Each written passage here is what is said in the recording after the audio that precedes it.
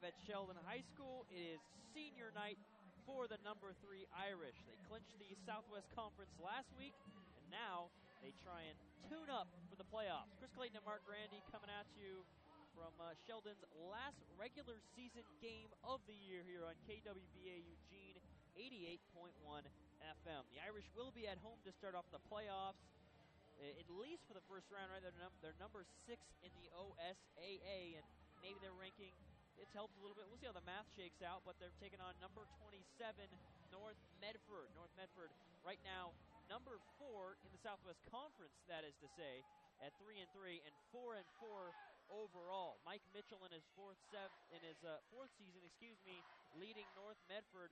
Now, last season was a really close matchup. Sheldon was able to beat North Medford only 21-14, so a really close game last season. Don't really expect that as much this year. Certainly the underdog is North Medford, so the task ahead for the Black Tornado is going to be a big challenge, shutting down the future Oregon Duck and Justin Herbert at quarterback.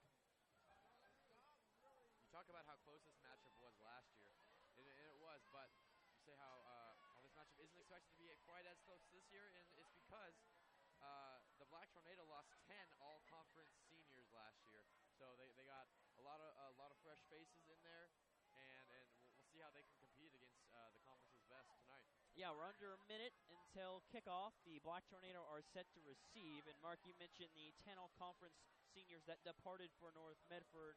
Well, they do have a stellar running back leading the way for their offense. That's Will Spence, the senior. Spence right now at 1,000 yards rushing already, over 1,000 yards for the season, and 13 touchdowns.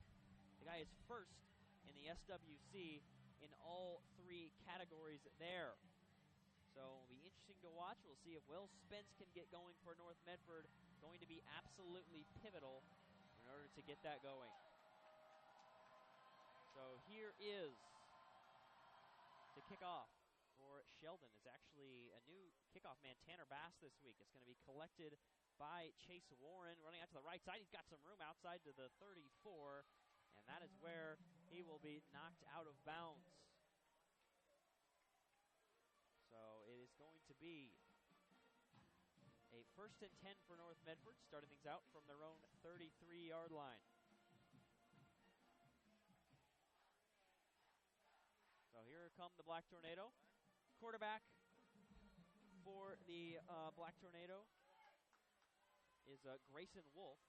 Competed for the starting job early in the year and is able to win it.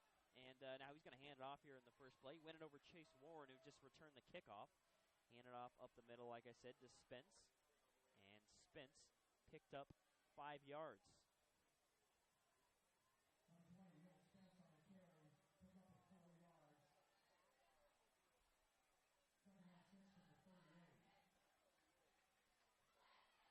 Chris Clayton and Mark Grandy with you here on KWVA. Apologize for the delay, but we have the Sheldon Irish in their last regular season game of the year, taking on the Black Tornado. 2nd and 5 already coming up for North Medford. Going to be a sweep pay out to the left side, and Will Spence is going to be tackled in the backfield. So a 3rd and 6 coming up. It's again Chris Clayton and Mark Grandy with you. Sheldon, number 3 in the state, 6-1 on the year, undefeated in conference play, taking on the 4-4, 3-3 in conference play, North Medford Black Tornado. Sheldon has been absolutely dominant here in the Southwest Conference. Their last game that was really even in question was their first conference game of the year, their 3rd game overall against Grants Pass.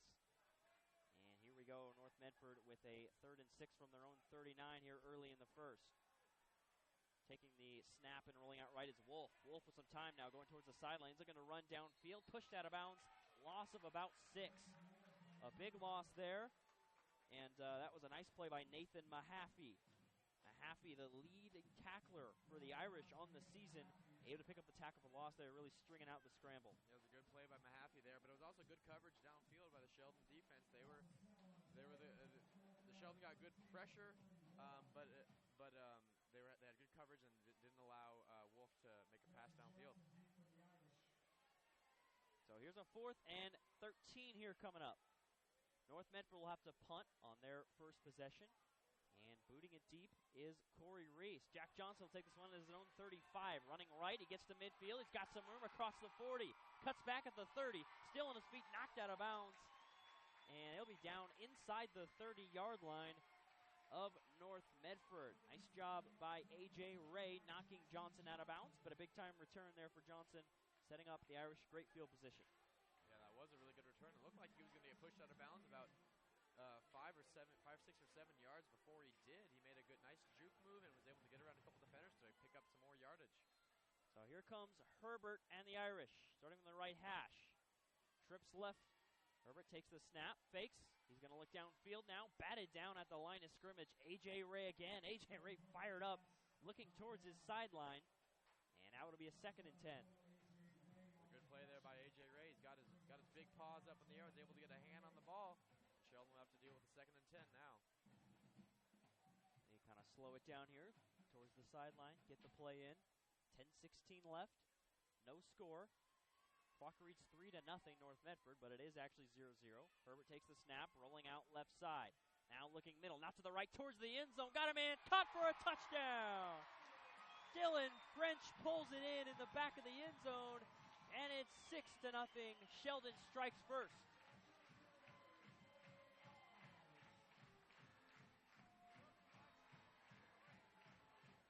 Great throw there by Herbert. Good catch too, but number 9, Tucker Berry, was nowhere to be found defensively on that play, and he allowed the wide open catch by French. Yeah, Tucker Berry beat over the top, and Dylan French pulls in his 5th receiving touchdown of the year. Herbert with touchdown pass number 24. Extra point from Bass is up and through. A new look at kicker this week for Sheldon. Herbert kicking all the extra points, doing the kickoffs, and also kicking the field goals, the one he's even attempted this season, that is. And now it's Tanner Bass, the senior wide receiver and defensive back, doing the kicking duties tonight. But what a way to start things off for Sheldon. They get North Medford into a 3-and-out, and then only took them about, I think, 3 plays, and then they were able to get in the end zone. Yeah, it was thanks in large part to the good punt return that set them up inside their own 30-yard line, and it made it pretty easy on Herbert, as if he needs any more help. He's he's the best quarterback in this conference, and he showed there on that pass. Yeah, he's near the top in the state as far as total touchdowns overall, but first by a long shot in passing touchdowns. Like I said, that's his 24th. He's also got 5 rushing touchdowns on the year. He went 15 for 18 last week for 267 yards and 3 touchdowns. And he starts it off there, incompletion his first pass, but able to throw a touchdown on his 2nd pass. So here's the kickoff deep. Bass will boot it. It's actually be a squib kick, and underneath caught by a big man for North Medford, taking the pile all the way near midfield. North Medford's numbers are kind of hard to identify at a distance. That is, couldn't tell exactly who that was, but that was a big body there taking it downfield for North Medford. That was Trey Holmes, the junior, 6 foot, 270-pound defensive and offensive lineman. He was 2nd-team all-conference D lineman last year, and he athletic play there all the way out to the 48. That's where the Black Tornado will start their drive. It's going to be a handoff to Spence up the middle, and Spence will have nowhere to go, stuffed at the line of scrimmage. Nathan Mahaffey there on the tackle, I think, and he did a good job plugging up that hole and not allowing Spence to get anything. Will Spence, the conference's leader in rushing by a long shot. He's first in the conference in all carries, yards, and rushing touchdowns. Over 1,000 yards, 1,065 to be exact, and 13 rushing touchdowns on the year. Had 24 carries for 103 yards and a touchdown last week in the Black Tornadoes win in the Black and Blue Bowl against South Medford. So a 2nd and 9. Spence was given a yard. 7-0 Irish here with about 9:20 left in the first. I formation for Wolf. Takes the snap, going to drop straight back. Now he's looking to run. He's got some room across the 45. Nice shoot going towards the sideline. He's got some space out to the 35. Knocked out of bounds. And how about the versatility there, the mobility, if you will, of Grayson Wolf. Gain of about 18 yards there all the way up to the 33-yard line. That was great protection up front from the offensive line. Not only did they give him time to throw, but they opened some holes for him to run, and he took advantage of that and got 18 yards, like you said. So a 1st and 10 from the Sheldon 33. North Medford trying to lock things up here early in Dennis Ludwig Stadium.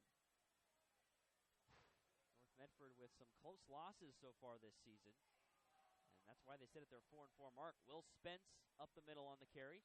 He's only going to get about 2 up to the 31, so now a 2nd and 8 coming up. Talking about those close losses for North Medford. A 7-point loss to Willamette a couple weeks ago down in Medford. A 7-point win. They also have some close wins. A 7-point win back on October 2nd at Thurston. And a 1-point loss earlier this year at Roseburg on September 18th. And then the first game of the year, a 7-point loss at Fortuna, California. So North Medford has some experience in close games. We'll see if they can try and keep this one close. Sheldon, the last time they had a close game, like I said earlier, was back on September 18th when they beat Grants Pass on the road. That was a 2-touchdown game.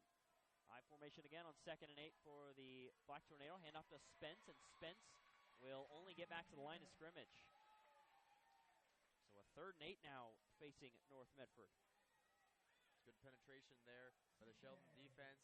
Closed up all the holes, and Spence had nowhere to go again. So this is where you could see the mobility of Grayson Wolf. Wolf had 2 rushing touchdowns last week against South Medford. Only had 20 yards rushing total, but he got sacked 4 times, so that was certainly part of why his stats are a little down. I mean, he made a number of plays with his legs in the Black and Blue Bowl. He also had an interception on defense.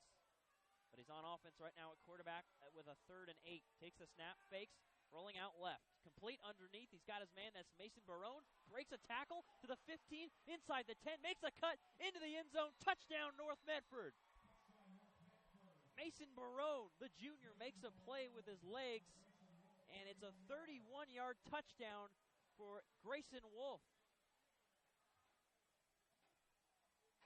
A good throw there by Wolf, and good moves, and he also picked up a couple good blocks, including one from Preston Johnson that allowed him to turn that decent gain into a big one and get all the way into the end zone. And it's a tie game here, or with the extra point pending.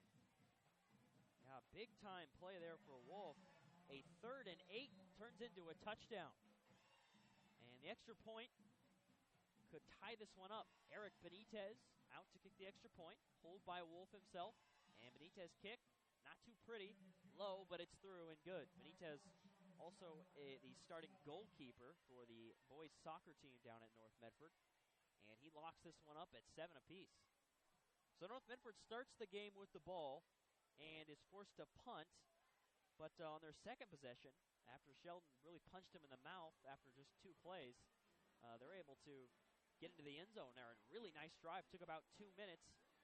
And I think a big part was the really short squib kick by Tanner Bass that allowed North Medford to start at their own 48.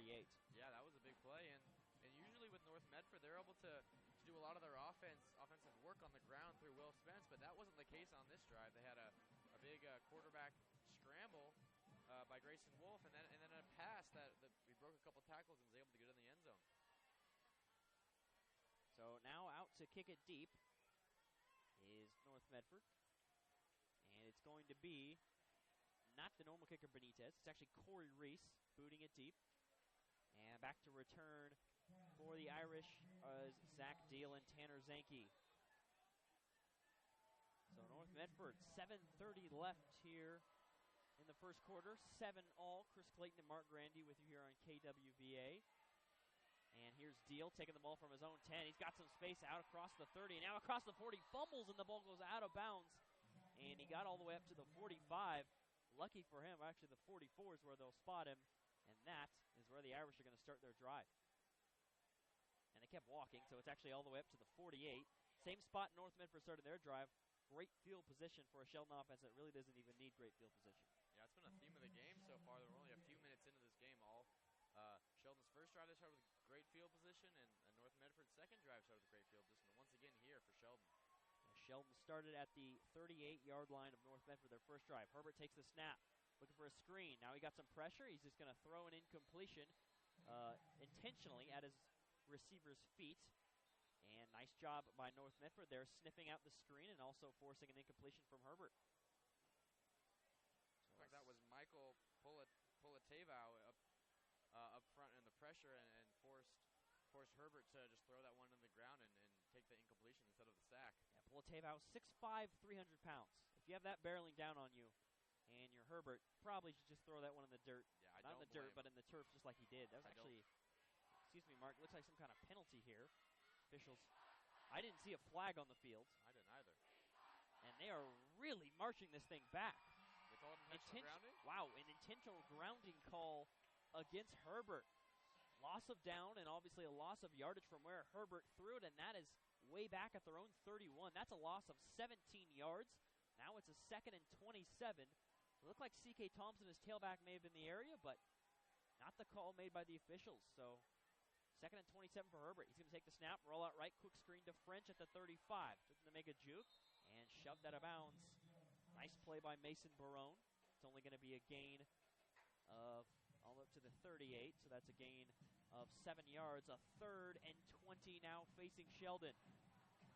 Interesting defensive play call. It looked like the cornerback, Tucker Berry, was going to come in on a blitz, but he stayed back, and if he had, he might have been able to get to Herbert because he rolled right to his side. So it's going to be a timeout, it looks like here, called by the Black Tornado. So it's a interesting start in this one. This is certainly a different feel than most Sheldon games. I mean, just the eye test, when you look at the athleticism and the physicality for North Medford, they've got, they're only 4-4, but as far as matching up athletically with Sheldon, they do it much better than Sheldon's last, you look down the stretch, their last 4 opponents going all the way back to South Medford. Yeah, and we were on the call together for that South Eugene game, and yeah, North Medford seems to be on a different level than that South Eugene team was. I think at this point in that game, it might have been already 14 or maybe even 21-0. So this is really encouraging for the Black Tornado, and if they can get a stop here on 3rd down and get the ball back, maybe they can go drive down and take the lead. Yeah, they got an opportunity here. It is 3rd and 20. So 7 minutes and 13 seconds left. Still a lot of time early in this game, but North Medford trying to pin their ears back, get some pressure on Herbert. Here's the 3rd and 20. Herbert takes a snap with time, going to lob it towards the left sideline, through his receiver's hands, incomplete. Zanke, the intended receiver, right at the sticks. Looked like that was Devin Shook on coverage. Like, if he turned around, he might have been able to pick that one off, but he didn't. But he still was close enough to make that ball go incomplete, and Sheldon's going to have to punt. Yeah, it would have been a tough catch to credit Zanke. I said through his hands, but he was in a full sprint and kind of just sprawl out there, almost dive for it.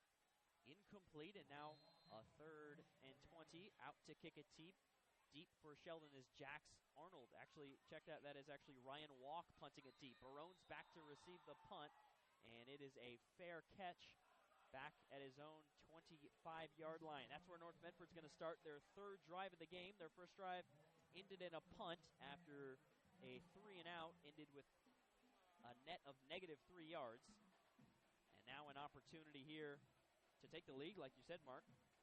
Yeah, that's a big stop for the defense. It was a 3rd and 20, but you never know with Sheldon's offense.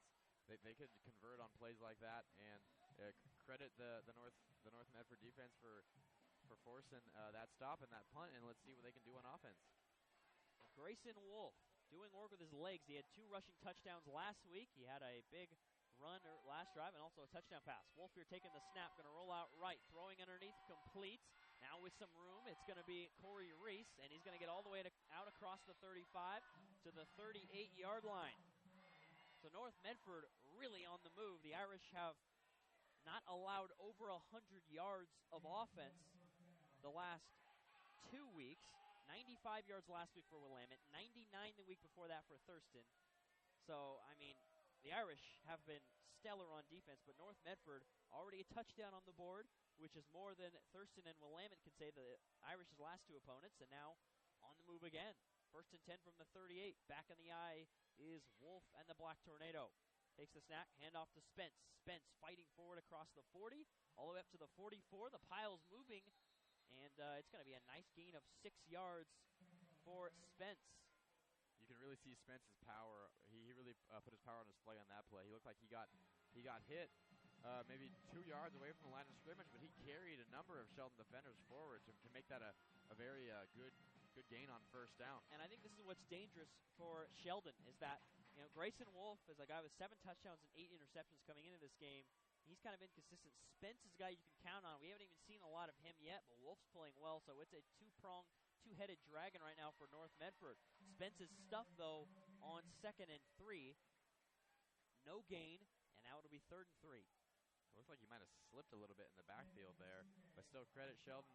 It didn't look like there was much room for Spence to run, and now it's 3rd down. It's a big play for both teams. 3rd and 3. 7-all, 5.5 minutes left in the first quarter with number 3 Sheldon and North Medford here on the Friday night spotlight on KWVA. Wolf with a couple of running backs in the backfield and a tight end. He's going to hand off to Spence, and Spence will get nowhere, no gain, and now it'll be 4th and 3. So conservative play calling there for Mike Mitchell in the Black Tornado, not even allowing Grayson Wolf an opportunity there to make a play. Yeah, you talked about how important Spence is to this team. You can understand why they decided to run it there, but I think when you're in a situation like this, maybe you drive down and get a touchdown and you put the pressure on Sheldon. I think you might have to pass it on that down, even though Spence is the motor that gets this offense going. Yeah, I mean, Wolf has been also making plays with his legs, so he's played pretty well so far. Didn't go his way, though. So booting it deep for North Medford is Reese. He bobbles the snap. Now he's going to run out right. He's looking to throw on 4th and 3. Got a man complete across the 40, across the 35. And a flag flies, a couple of them back at midfield. This one could be coming back. Could be an ineligible receiver downfield. But what a throw by Reese, the punter. He hit his man, Will Spence, downfield, and it's a big gain on 4th down. That was a very nice throw. And good job for him to pick it up, realize the situation, roll out to the right, and make a good throw down the field instead of... Yeah, like you said, it was a nice play, but it was an eligible receiver downfield, so that one's going to be moved back. An inadvertent fake punt, Worked pretty well. Yeah, it worked pretty well, but ultimately it doesn't work out because now it's going to be 4th and 8 back at their own 40, and we'll see. Maybe they'll do it again. Maybe they'll try that fake once again, or maybe they'll try and boot it deep, just like the original plan. What a big play that would have been. But 4th and 8 now with Tanner Zanke back to return Corey Reese's punt, if he punts this time. This time the snap is clean. It's an ugly punt. Wow. A wounded duck wobbles towards the sideline, and it's a 12-yard punt ultimately for Corey Reese. What a change there. Yeah. You go from a 4th down conversion on a not quite a fake punt, a bobbled punt that ends up getting them a first down. He comes back from the legal receiver downfield into Sheldon ball right around midfield, and you can't keep giving Sheldon this good a field position because they don't need any more help because they have such a good offense. Yeah, this is exactly where they started their last possession, Sheldon. They started their own 48 and actually were forced to punt. And now they're going to hand it off up the middle here to start things off to C.K. Thompson. Look at him carry the pile downfield. That's a gain of 9 yards. It looked like it was going to be nothing, and you just saw C.K. Thompson kind of squatted down there, driving the legs. And nice gain there for Thompson. Yeah, he spun out of a couple of tackles and just kept his legs moving, put his head down, and pushed the pile for... He kept pushing the pile, and he got himself a very, very good gain on first down. Thompson's 2nd in the conference in rushing touchdowns behind Will Spence. Herbert's going to keep the snap here, try and run over defender, keep going, and all the way up to the 35-yard line for a first down. So a 10-yard gain there on 2nd and 2. You can see Herbert's strength on that play. He ran over the 270-pound Trey Holmes there and got a good gain and picked up another first down for the Sheldon offense. So now it's going to be another handoff to C.K. Thompson right up the middle and fighting forward, getting across the 30. Look at him still go. The pile continues to move in the way of Sheldon all the way up to the 28. So that's a gain of 7 yards. It was a very similar play to the one we saw just 2 plays ago for C.K. Thompson. Thompson coming into this game with 478 yards and 11 touchdowns on the year on 78 carries. Last week had 7 carries, 60 yards, and 3 touchdowns to go along with 66 yards receiving on 2 catches. So prolific weapon. Herbert's going to fake to him, now run, looking to cut back. He actually fumbled and still able to pick up a pretty nice gain, though, all the way up to the 24.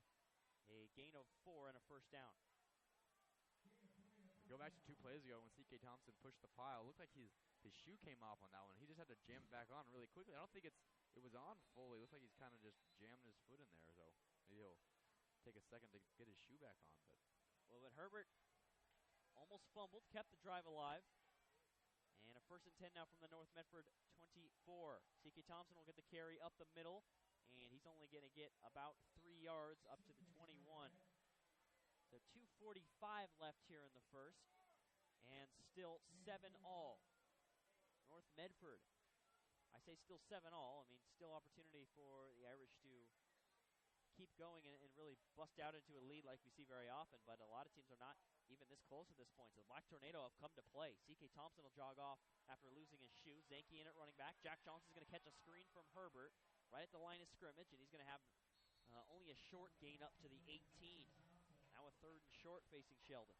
It's good defense there by the Black Tornado. They had a number of defenders surrounding Johnson after they made that catch. Those screen plays could be tough, but it was a good job by North Medford to keep it in front of them and keep it a short gain. So here's a 3rd and 4. They marked him at the 19. 1:55 and counting left here in the first. Herbert takes the snap, rolling right. Now he's looking to run. Still rolling along the line of scrimmage. Now he'll run inside the 10, inside the 5, knocked out of bounds. And a first down run for Justin Herbert.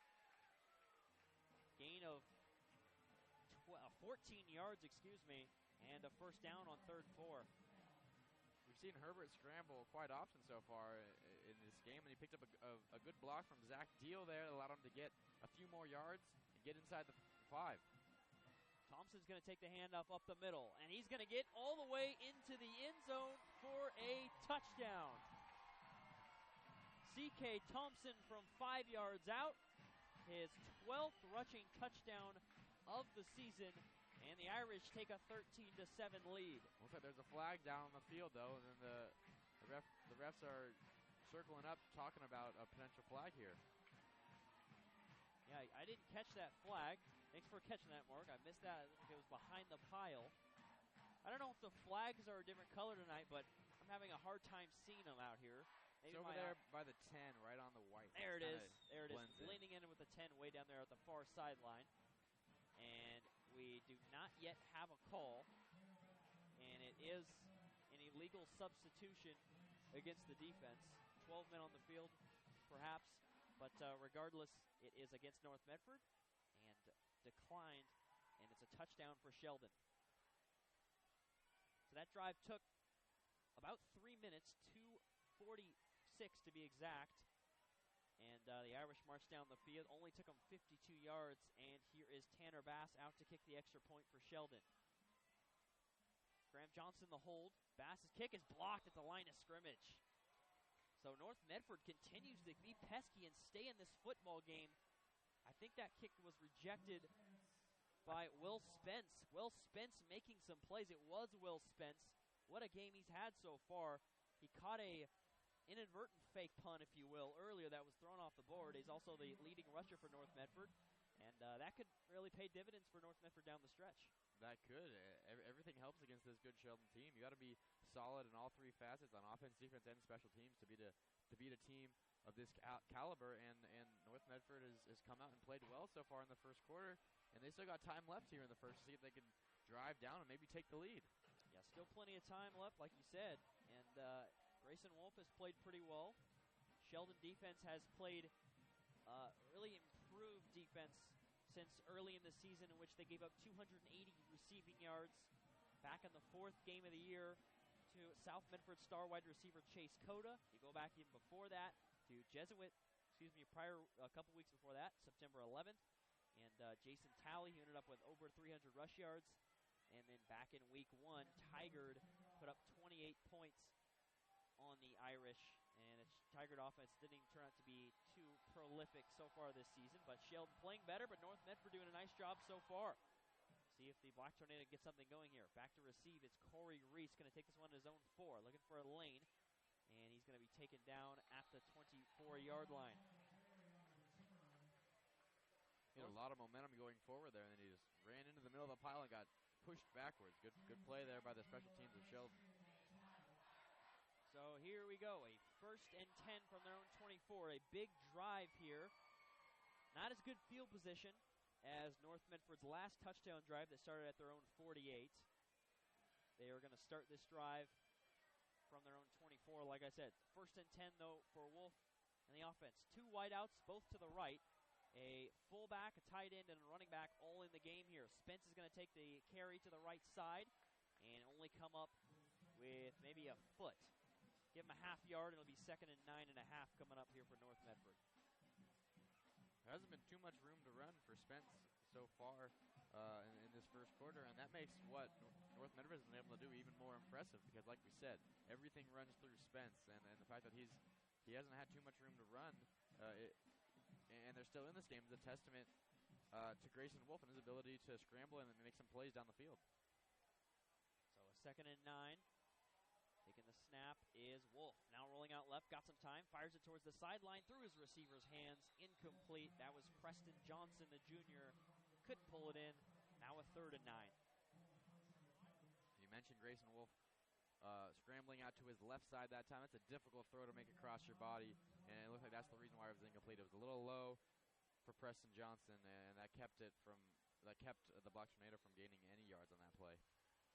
So we saw a 3rd and 8 earlier that ended in a touchdown pass. That was deep in Sheldon territory at about the 30-yard line. And this one is North Medford deep in their own territory on a 3rd and 9, trying to come up with a big play. See if Wolf can do something here. Takes the snap, looking left side. Now he's got some pressure, rolling out left, trying to outrace Chandler Obermeyer. Throwing towards the sideline is Wolf, just passes receiver's hands. Incomplete. Barone dove for it, couldn't pull it in. And now the punt team comes out for North Medford. It wasn't a designed scramble there for Wolf. He stayed in the pocket at first, and then the pocket began to collapse on him. He again had to run out to his left side, and he made a strong throw on the move across his body. It was just a little bit out of the reach of Mason Barone, and North Medford is going to have to punt. Back to return is Tanner Zanke. Jack Johnson returned a punt last time for Sheldon, deep into North Medford territory. Reese's punt's much better than his last punt, which was 12 yards. And this one's going to go out starting at his own 25. It's going to go out at the Sheldon 40-yard line. So still not a great punt, but a 35-yard punt is 23 yards better than his previous punt. Still good field position, though, for the Irish. Still is good field position, but I think this is the furthest back that Sheldon's ever started one of their drives tonight. So we'll see how the North Medford defense can respond and see if they can force another stop. That's correct. It is. Sheldon started a drive at the North Medford 38 and then their own 48 the last 2. Herbert takes the snap here starting in his own 40. He's going to be sacked. Down he goes. It's Trey Holmes. Second team all-conference defensive lineman last year as a sophomore. And the 270-pound athletic beast threw Herbert to the ground for a loss of 6. He drove Herbert into the ground there. That's a very powerful sack by a big man, and we'll see how Herbert can respond. Maybe he'll get the ball out a little earlier this play. Under 10 seconds left here in the first quarter, and on 2nd and 16, the Irish are going to get one more play off. Thompson will get a fake, and then Herbert trying to run up the middle, and guess who? Trey Holmes took down Herbert after a gain of only 3, so a 3rd and 12 is how we will start the second quarter. After one, Sheldon with a 13-7 lead. North Medford really came to play, making this one a lot more interesting than Sheldon is used to. Yeah, they've done a great job of sticking with the Sheldon offense. I mean, they've only had 2 scoring drives so far, and even the North Medford offense has been able to drive down and put together a sustained drive, as we saw on that touchdown pass from Grayson Wolf earlier in the first quarter. And that was a great way to close out the first quarter by the Black Tornado on defense. Trey Holmes coming up with a sack, and then he tripped up Justin Herbert before he could gain too many yards, and it's going to make this a 3rd and long to start the second quarter. And, yeah, a tough spot, like you said. Really impressive.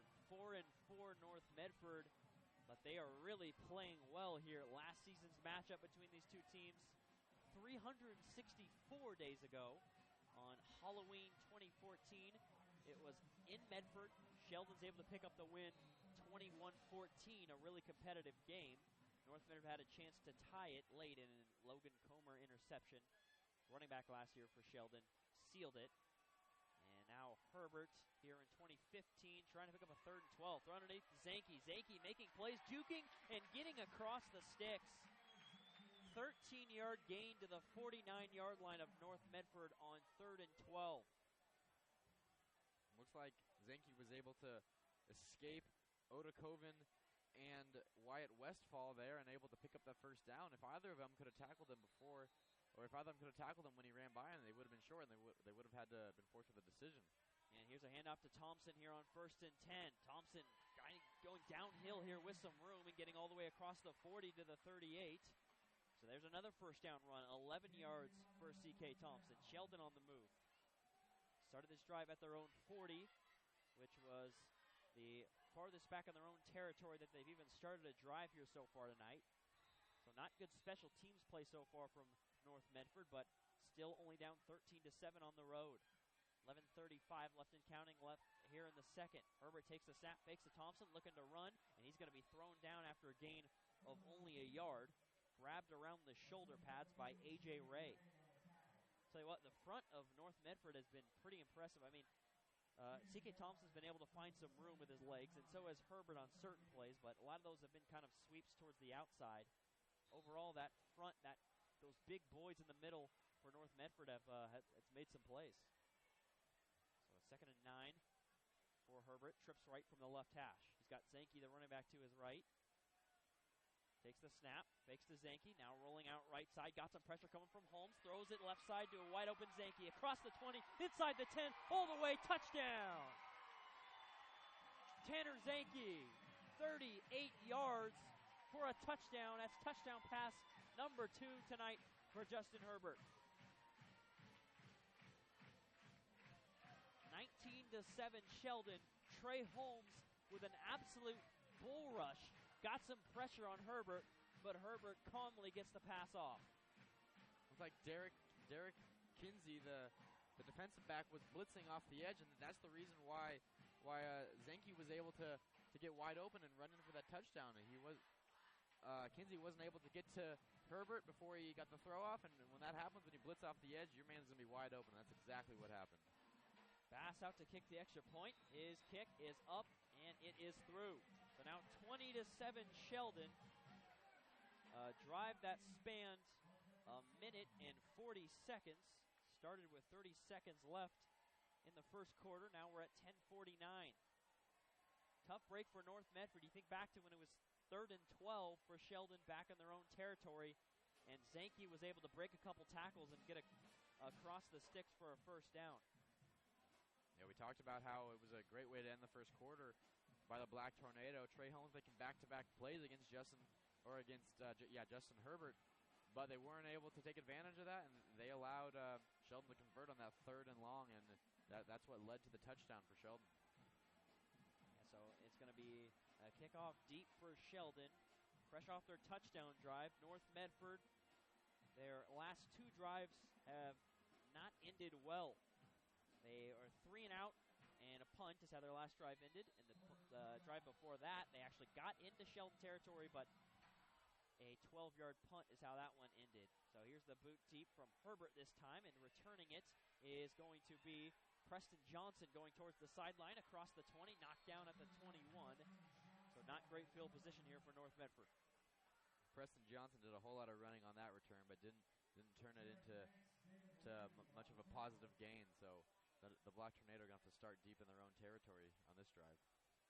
North Medford's field position so far tonight on their 5th drive. They started at their own 39, their own 48, and their own 25, their last 2. And on this one, they're going to start from their own 21.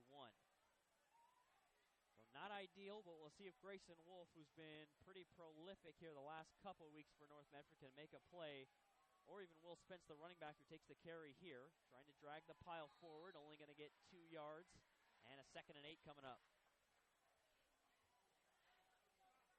Will Spence over 1,000 yards on the season, and he's been bottled up pretty well by the Sheldon front so far. Yeah, it looked like on that play it was Berkeley Newman there with the tackle, but you can't discredit one player for stopping Will Spence. It takes a whole effort, and so far Sheldon's done a good job, like you said. They've been able to get pressure on the quarterback, and they've been able to plug up the holes, and Spence hasn't had much room to run. Spence 6 feet, 185 pounds, but he's pretty powerful and also pretty quick. A lot more athletic than his size would show. Another handoff to Spence, trying to find some room and bottled up at the line of scrimmage again. That one was Chandler Obermeyer.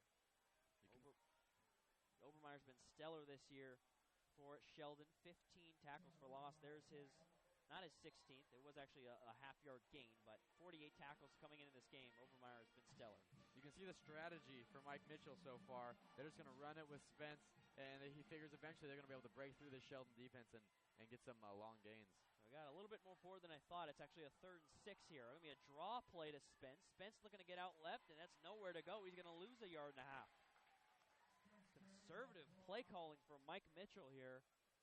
Spence nowhere to go, and now it's going to be 4th and 8. Loss of 2. Good play there by the Sheldon defense.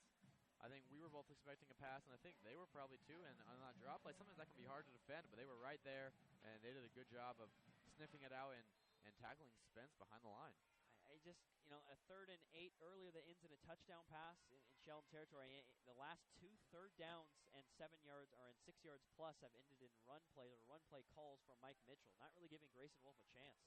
Jack Johnson back to receive the punt. Reese's punt will take a North Medford bounce and be downed by Mason Barone at the 39-yard line of Sheldon. So that's a 38-yard punt there with no return. And the Irish are going to start the ball with the football at their own, just inside their own 40.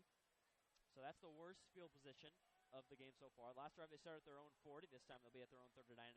So progress being made for North Medford special teams. Half a yard at a time, but progress is progress. Yes, something Mike Mitchell certainly still is not going to be happy about. Herbert going to go a quick screen out left to Zanke. Fumbles the ball. It's going to be corralled by North Medford. It's Grayson Wolf, the quarterback, falling on it, and Black Tornado with a timely turnover. Look at that was Praise Viliamu there that forced the fumble. He just snuck his hand in there, punched it out, and it bounced a few times before Grayson Wolf was able to dive on it and give the offense another shot inside Sheldon territory. Yeah, Viliamu, the junior linebacker, you're right, knocked that one out. Zanke, not great ball security, and now here's some stellar field position for North Medford and a chance to cut into this 13-point deficit at the Sheldon 37.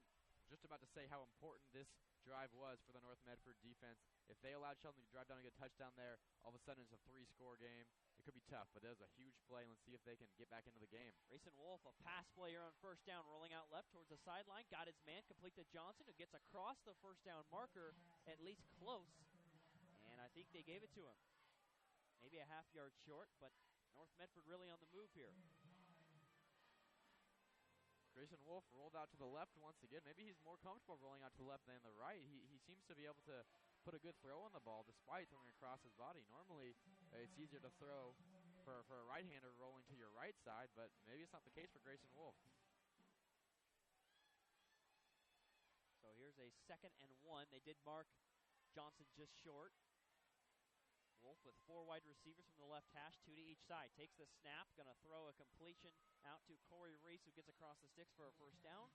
But this one is going to be coming back. A false start will be the call against Will Spence. Not sure why they even let that play go. Yeah, he definitely jumped a little bit there before the snap. It was pretty obvious. So that unfortunate for North Medford. Yeah, and a 2nd and 1. And now it's going to be 2nd and 6, a missed opportunity. And now, like I said, 2nd and 6. Move back, but we'll see if Grayson Wolf can move the Black Tornado down the field. The opportunity is still there. 8:20 left here in the second. Number 3 Sheldon at home, up 20 to 7, but Black Tornado on a drive. Not really a drive, just started the ball in stellar field position. Wolf takes the snap, looking left with 4 wideouts. over the middle, complete, got a man across the 20, all the way up to the 16-yard line. That's a completion to Barone, Mason Barone, the junior, the leading receiver for North Medford this year. 18 catches, 246 yards, 3 touchdowns coming into the game. He had a touchdown reception from 30 yards out earlier, and he picks up a big-time completion there. But there is a flag down back at the 40. I think it's going to be on Obermeyer, Chris. He came in late and hit Grayson Wolf. And that's exactly what the call is. Good call, Mark. A roughing the passer against Chandler Obermeyer. That ball is going to be moved half the distance to the goal, all the way up to the 8-yard line. So down 13. Here's North Medford trying to cut into the lead. With 3 wideouts here. A tight end. Actually, 4 wideouts, a trips right, and 1 to the left. Wolf is going to run to the left. Looking to find a block here. Cutting upfield inside the 5, knocked down at the 4. So now it'll be a 2nd and goal coming up from the 4-yard line. Going back to that previous play, that was an incredible throw by Grayson Wolf. He took the hit from Obermeyer and still delivered a great ball across the middle that picked up a big gain, moved the chains, and set the stage for a possible touchdown drive. And now is going to be a couple substitutions here from both sides. This is where it bodes well for North Medford. They got a lot of sides up front on both sides of the ball. Here deep in the red zone, inside the 5, or right at the 5, that's where North Medford can maybe thrive. As you see them lined up in the eye. One receiver out right. Going to be a toss play to Spence. Got blockers out in front. Inside the 5, pushed out of bounds by a horde of Sheldon defenders at the 4-yard line is where they spot him. We've seen 2 consecutive designed runs to that left side. The first one by Grayson Wolf, and that one there by Will Spence. Haven't worked quite as well as they thought. They got a lot of blockers over there, but got to credit Sheldon for breaking through and tackling both of them before they could pick up too many yards. So a 3rd and goal from about the 3 or 4-yard line, probably 3.5. Big spot here. I formation from the left hash. Wolf to the fullback, up the middle, nowhere to go, and that's going to be maybe a gain of a yard. And it's actually not the full. It was the full. No, it was not Spence. The PA system said it was Will Spence. It was not. It was the fullback trying to get an identification on the number. Hard to tell, wasn't it? It was actually number 30, the fullback, Jonathan Collins, the senior. And now, after the 1-yard gain, it'll be 4th and goal from the 2.5. And it's going to be a timeout here from Coach Mitchell, and I think just think about this one. Yeah, this is definitely a big play here in this game. He wants to think about it as much as he can, and if they can get this touchdown, make it a 1-score game, they're still right in it. I think the right decision is to go for it. What do you think, Chris? Well, I would, in this situation, I would probably go for it. I think especially when we talked about it earlier, you talked about the size.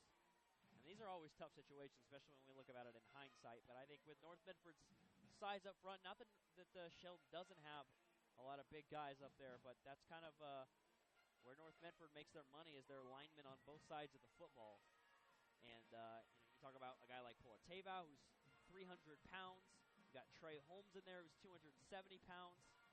Just overall, when you look up and down this line, there is a lot of size. So I think that's where you kind of have an advantage, but Sheldon's done a really good job the last couple plays.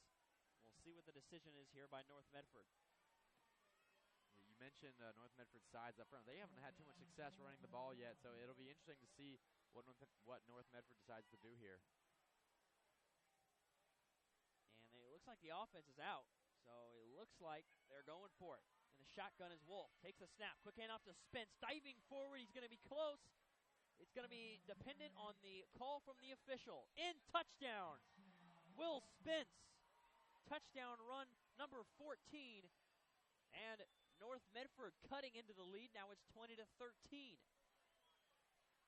looked like the offensive line of North Medford was able to open up a big hole there. I couldn't quite see who it was on Sheldon that was able to contact Spence and bring him down, but he did a good job of closing up that hole quickly, but Spence was still able to power his way into the end zone.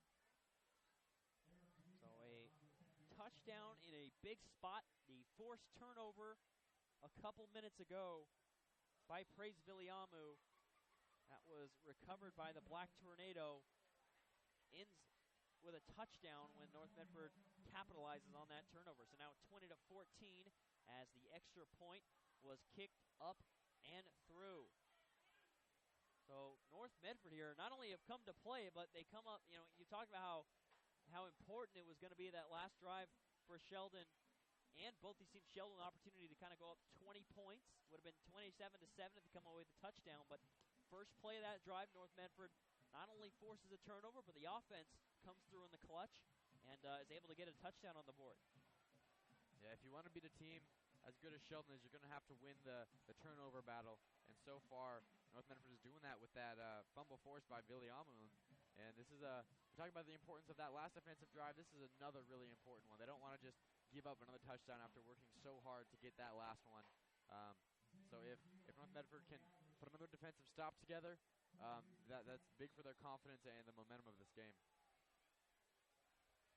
So North Medford, after their previous 3 drives prior to that drive ended with punts, they come away with a touchdown.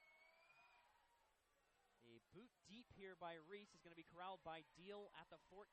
Deal across the 30, across the 35, still fighting forward, and down at the 36. Taken down by Dallas Casepier.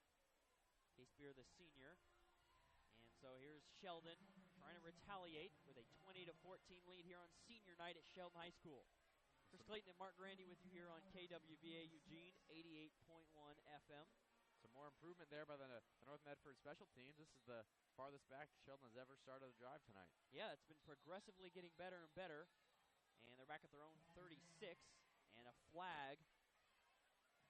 We'll see what the call is. It could be 12 men on the field against North Medford. Yeah, that's going to be the call. Miscommunication as Devin Shook jogs off the field for the Black Tornado and gets an earful from his coach. He was undoubtedly the 12th man on the field. He'll jog off, and now it'll be 1st and 5 for Sheldon. 6:15 left here in the first half. 20-14 Irish. 5 wideouts for Herbert from the left hash. Rolling out left side, throwing underneath to Zanke. Zanke breaks through 1 tackle, still on his feet across midfield. Knocked out of bounds in North Medford territory. Seems like every first tackler, or at least first defender that gets to Zanke is able to get by. Yep, that time Zanke was able to move his way past Will Spence. He gave him a cut and move, and he was able to get his way right by him and pick up the first down and move the chains. Here's Herbert now, rolling out left side in North Medford territory. Going to bomb it downfield. Got a man, it's French, overthrown, incomplete. Dylan French already with a 38-yard touchdown reception earlier in this game, but not able to pull that one in as it was a little bit overthrown there by Herbert. Yeah, Herbert rolled out to his left. Like I said, it's usually tougher to make the throws going that way. He still put a lot on it. He put a little too much on it, in fact. He gave a little pump fake right before that throw, but it was still a little too far. So it's going to be another flag against Sheldon, and it's going to be moved 10 yards back. It looks like this is a hold against the Irish. They'll be moved back to their own 43. First down is the line to gain, that is at the North Medford 37. So it is a 1st and 20 here. The incompletion deep is kind of waved off after the holding. Herbert takes the snap, looking to step up in the pocket, bombing it downfield for Deal, overthrown a little bit, incomplete. Deal had a chance, overthrown, not completely accurate. Deal had the ball bounce off his hands, incomplete. Preston Johnson in coverage, pretty good positioning. Really a good throw by Herbert. Deal couldn't pull it in. It was a very good throw by Herbert. He made that throw amidst pressure in the pocket. Still put a pretty good throw down the field. He hit his receiver's hands, but he wasn't able to come down with it. And they're facing a 2nd and long now. So 2nd and 20, as you said, Mark. Herbert fakes up the middle, now fakes a screen pass, now throws the screen to Zanke. He's got some across midfield, across the 40, 30, 25, 20. Johnson trying to race him down. Zanke inside the 5, in, touchdown. He flips in for 6. And now we've got a little bit of a skirmish in the end zone. There's some pushing and shoving, but the officials break it up. Ultimately, it's a touchdown to Tanner Zanke. Justin Herbert with touchdown pass number 3. And that one was a lot of nice blocking and just kind of the speed of Tanner Zanke. It looked like that was Mason Barone trying to run down Zanke there. And I think the skirmish might have been for his tackle. He kind of swiped really hard at Zanke, kind of flipped him, maybe grabbed his neck a little bit too. So I think that's what Sheldon was upset about. Yeah, I didn't think there was any ill intent there. I thought that was just great hustle by Barone. It was a pretty spectacular play. Zanke flipped into the end zone after I think it was an attempted strip inside the 5. And Zanke just showing the wheels, though. North Medford not able to come up with a stop there, just kind of overcommitted to the screen, and some really nice blocking by the lineman out in front of Zanke, and Zanke just turns on the wheels, and Zanke with his second receiving touchdown of the game. Yeah, when Zanke made that catch from Herbert, there were a number of Black Tornado defenders that were further down the field than he was, but he was able to outrun every single one of them, including Mason Barone, who almost caught up to him at the goal line and made a tackle. But, yeah, that's all about Zanke's speed. Preston Johnson, as I said, was chasing him down, but ultimately it was Barone's speed from behind Zanke, as you said, that caught him. But what a play there for the Irish, and there's no flags despite there was definitely some shoving going on in there. I thought there was going to be a flag on someone, but no flags flew, and Herbert's kick deep is out of the end zone. So after some ugly kicks earlier, Herbert's taken back his kickoff spot. Yeah, that was an impressive kick there. I think that's the best one he's had tonight by far. It's only his second. Earlier it was Tanner Bass who was booting him deep and had a pretty ugly squib kick earlier that Trey Holmes returned for about 15 yards. So maybe Herbert will keep that spot. I guess coaches saw something, maybe try and change that up this week, but touchback is how that one ends, and North Medford's going to start the drive from their own 20, down 13 with 5:40 left here in the first half. Wolf takes the snap, looking right, throwing a quick hitch, intercepted! Sam Olson all the way, touchdown! The pick 6 just like that. Grayson Wolf forced it in, and it is Sam Olson, the linebacker, who took it back for 6.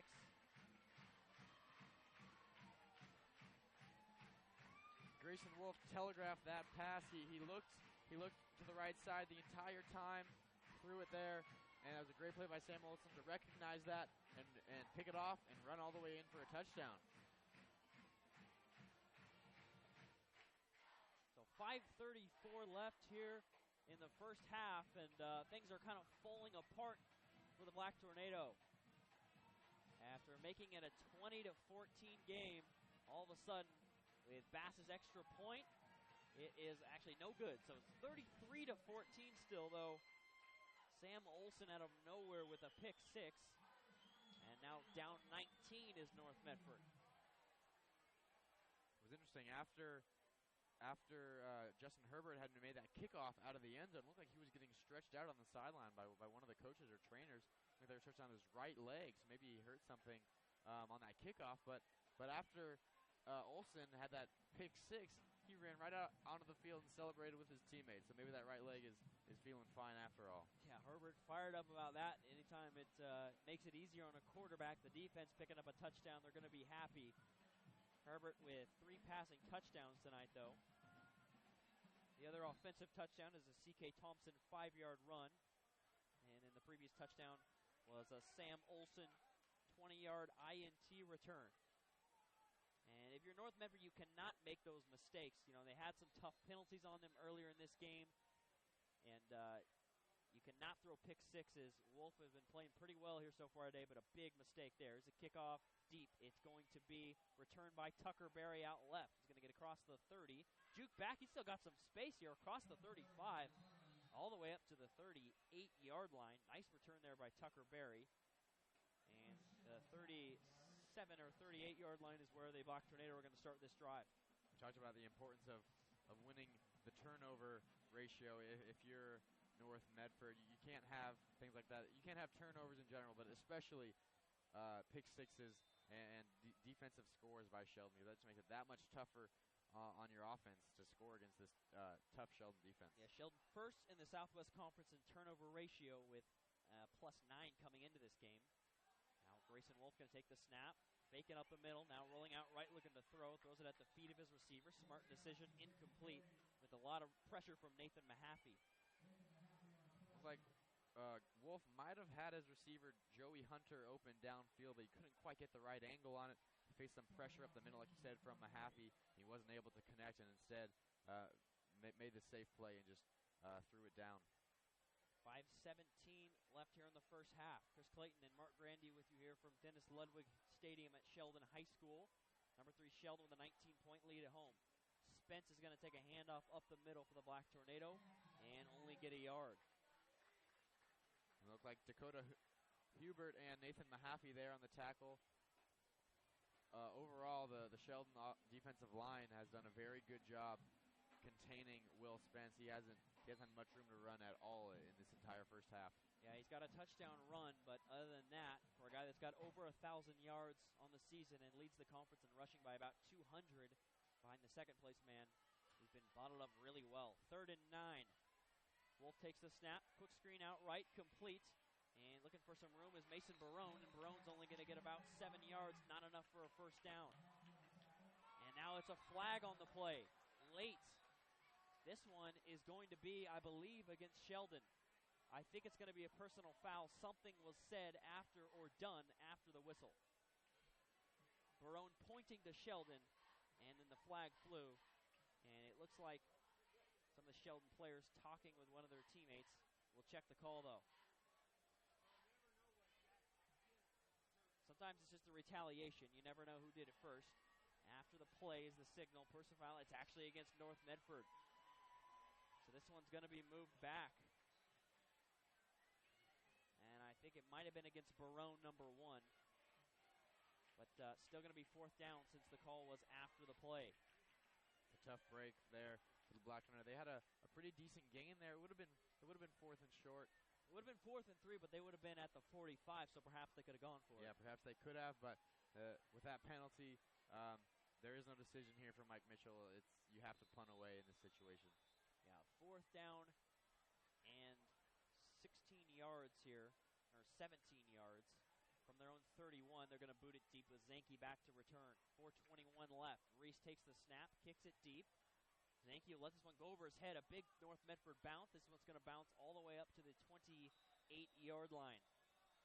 Zanke seemed a little anxious there on that one. He ran up a little quickly and let that one sail right over his head. We talked about his speed on that touchdown reception he had earlier. Maybe he's thinking about taking another one back to the house, but he overran that one, and it took a big Black Tornado bounce, like you said. Yeah, best punt of the day for Corey Reese. That one's 40 yards with no return. But now with 4:11, unfortunately, if you're Sheldon, Justin Herbert still with plenty of time to work. Herbert fakes up the middle, going to throw out left Deal on an out pattern. Deal across the 40, across the 45, breaking through tacklers, across the 45 of North Medford, and inside the 40 of the Black Tornado, all the way up to the 39. Big time gain there of 31 yards. That was mostly all Deal there, but he picked up a big block from Jack Johnson, I think it was, and it allowed him to get even more yardage on that reception. So quick handoff here to Thompson on a sweep out left across the 35 and up to the 32, and a gain of 7 yards. They mark him at the 32. So now a 2nd and 3 coming up. Sheldon really pushing the tempo. 33-14 Irish with 3:40 left here in the first half. Trips right from the left hash. Thompson going to take a handoff, sweep to the right, and across the 30. Pyle moving the Sheldon direction downfield, but forward progress is stopped, and now it's going to be 3rd and a half yard. Another one of those instances where C.K. Thompson just gets in a big pile and keeps his feet moving, is able to keep the pile moving a little bit, and makes this a very manageable 3rd down. So here's the half-yard situation. Thompson going to get the fake. Herbert's going to run now across the 25. Jukes inside the 20. Tripped up, taken down at the 17. Nice gain there for Justin Herbert. Taking him down from behind was Preston Johnson. Nice play by the junior. Could have been a big-time gain there for Herbert. His eyes got wide there as he had some green field in front of him. We all know what Herbert can do with his arm, but I think there it's a perfect example of what he can do with his legs. legs. He put a couple good moves on, was able to get through a couple defenders, and if it wasn't for that tackle, like you said, he could have gone all the way. A timeout called, by the Black Tornado as Sheldon marched all the way down to the 17-yard line. A good timeout there. Sheldon really pushing the tempo and making things tough for the North Medford defense. And Mike Mitchell going to try and give his time some defense that is some time to kind of recollect their thoughts and also try and get past that fatigue there. Got their hands on their hips right now, pretty tired, especially their big guys up front. Yeah, you mentioned their big guys up front tiring. We haven't seen Polatevao and Trey Holmes in the backfield quite as much as we did early in this game, and I think that's a big reason why Sheldon has been able to drive down, score some points, and make this a 19-point game. Yeah, the North Medford offense has certainly not helped in allowing the Black Tornado defense some time to kind of rest up, if you will, and they've really off the field pretty quickly for the most part throughout this game. And now they're tired and feeling the effects as Sheldon tries to march down the field and build on their 19-point lead. Sheldon 6-1. This will be their last regular season game. We'll have the playoffs here on our airwaves. And it's going to be a handoff up the middle to Thompson. Thompson going to be bottled up right at the line of scrimmage. There's Polatevao right on command. I mean, Thompson's a really powerful running back, about 225 pounds, but he ran into a brick wall that is Michael Polatevao. It was just an arm tackle, but, man, showing the strength there and a no gain for C.K. Thompson. I think Jonathan McCreary was also in on the tackle, and I think that timeout did the Black Tornado well. Herbert takes the snap here. Got a screen set up, lobs it over the middle. Thompson skies for it, still trying to fight forward, but he'll be hit and tackled immediately at the 16-yard line. Only a gain of a yard. Now it'll be 3rd and 9. Trey Holmes is in the backfield, and you almost got to Justin Herbert before he could get that one off to C.K. Thompson. He just barely did, and they were able to get a few yards there and make this 3rd and short. I tell you what, also on that play, Derek Kinsey was sprinting off the field for North Medford, almost 12 men on the field, but he just got off in time. And now it's 3rd and 9.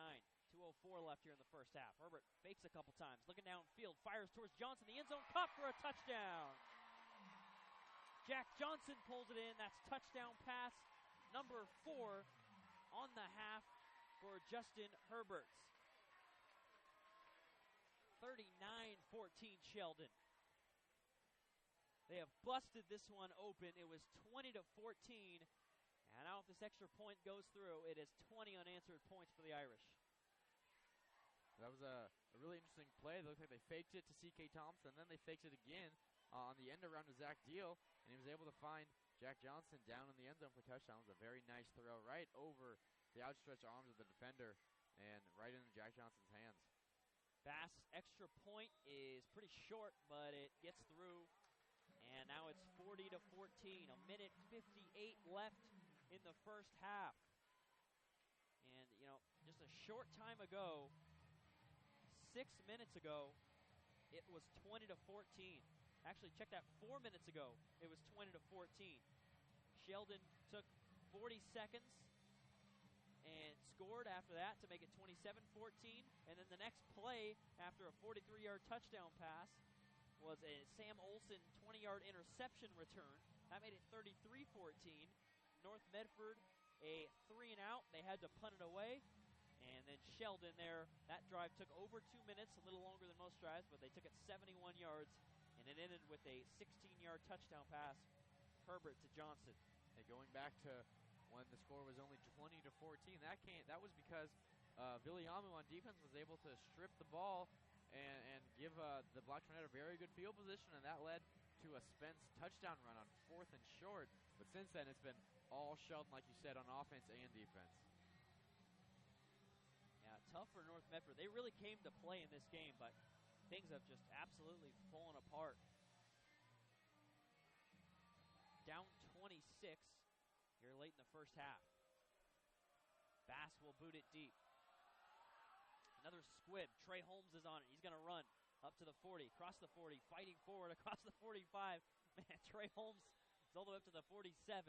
Got to the 48 last time. What a load he is, and he's got more quickness than you would expect from a guy that is as big as him, standing at 6'3", 285 pounds.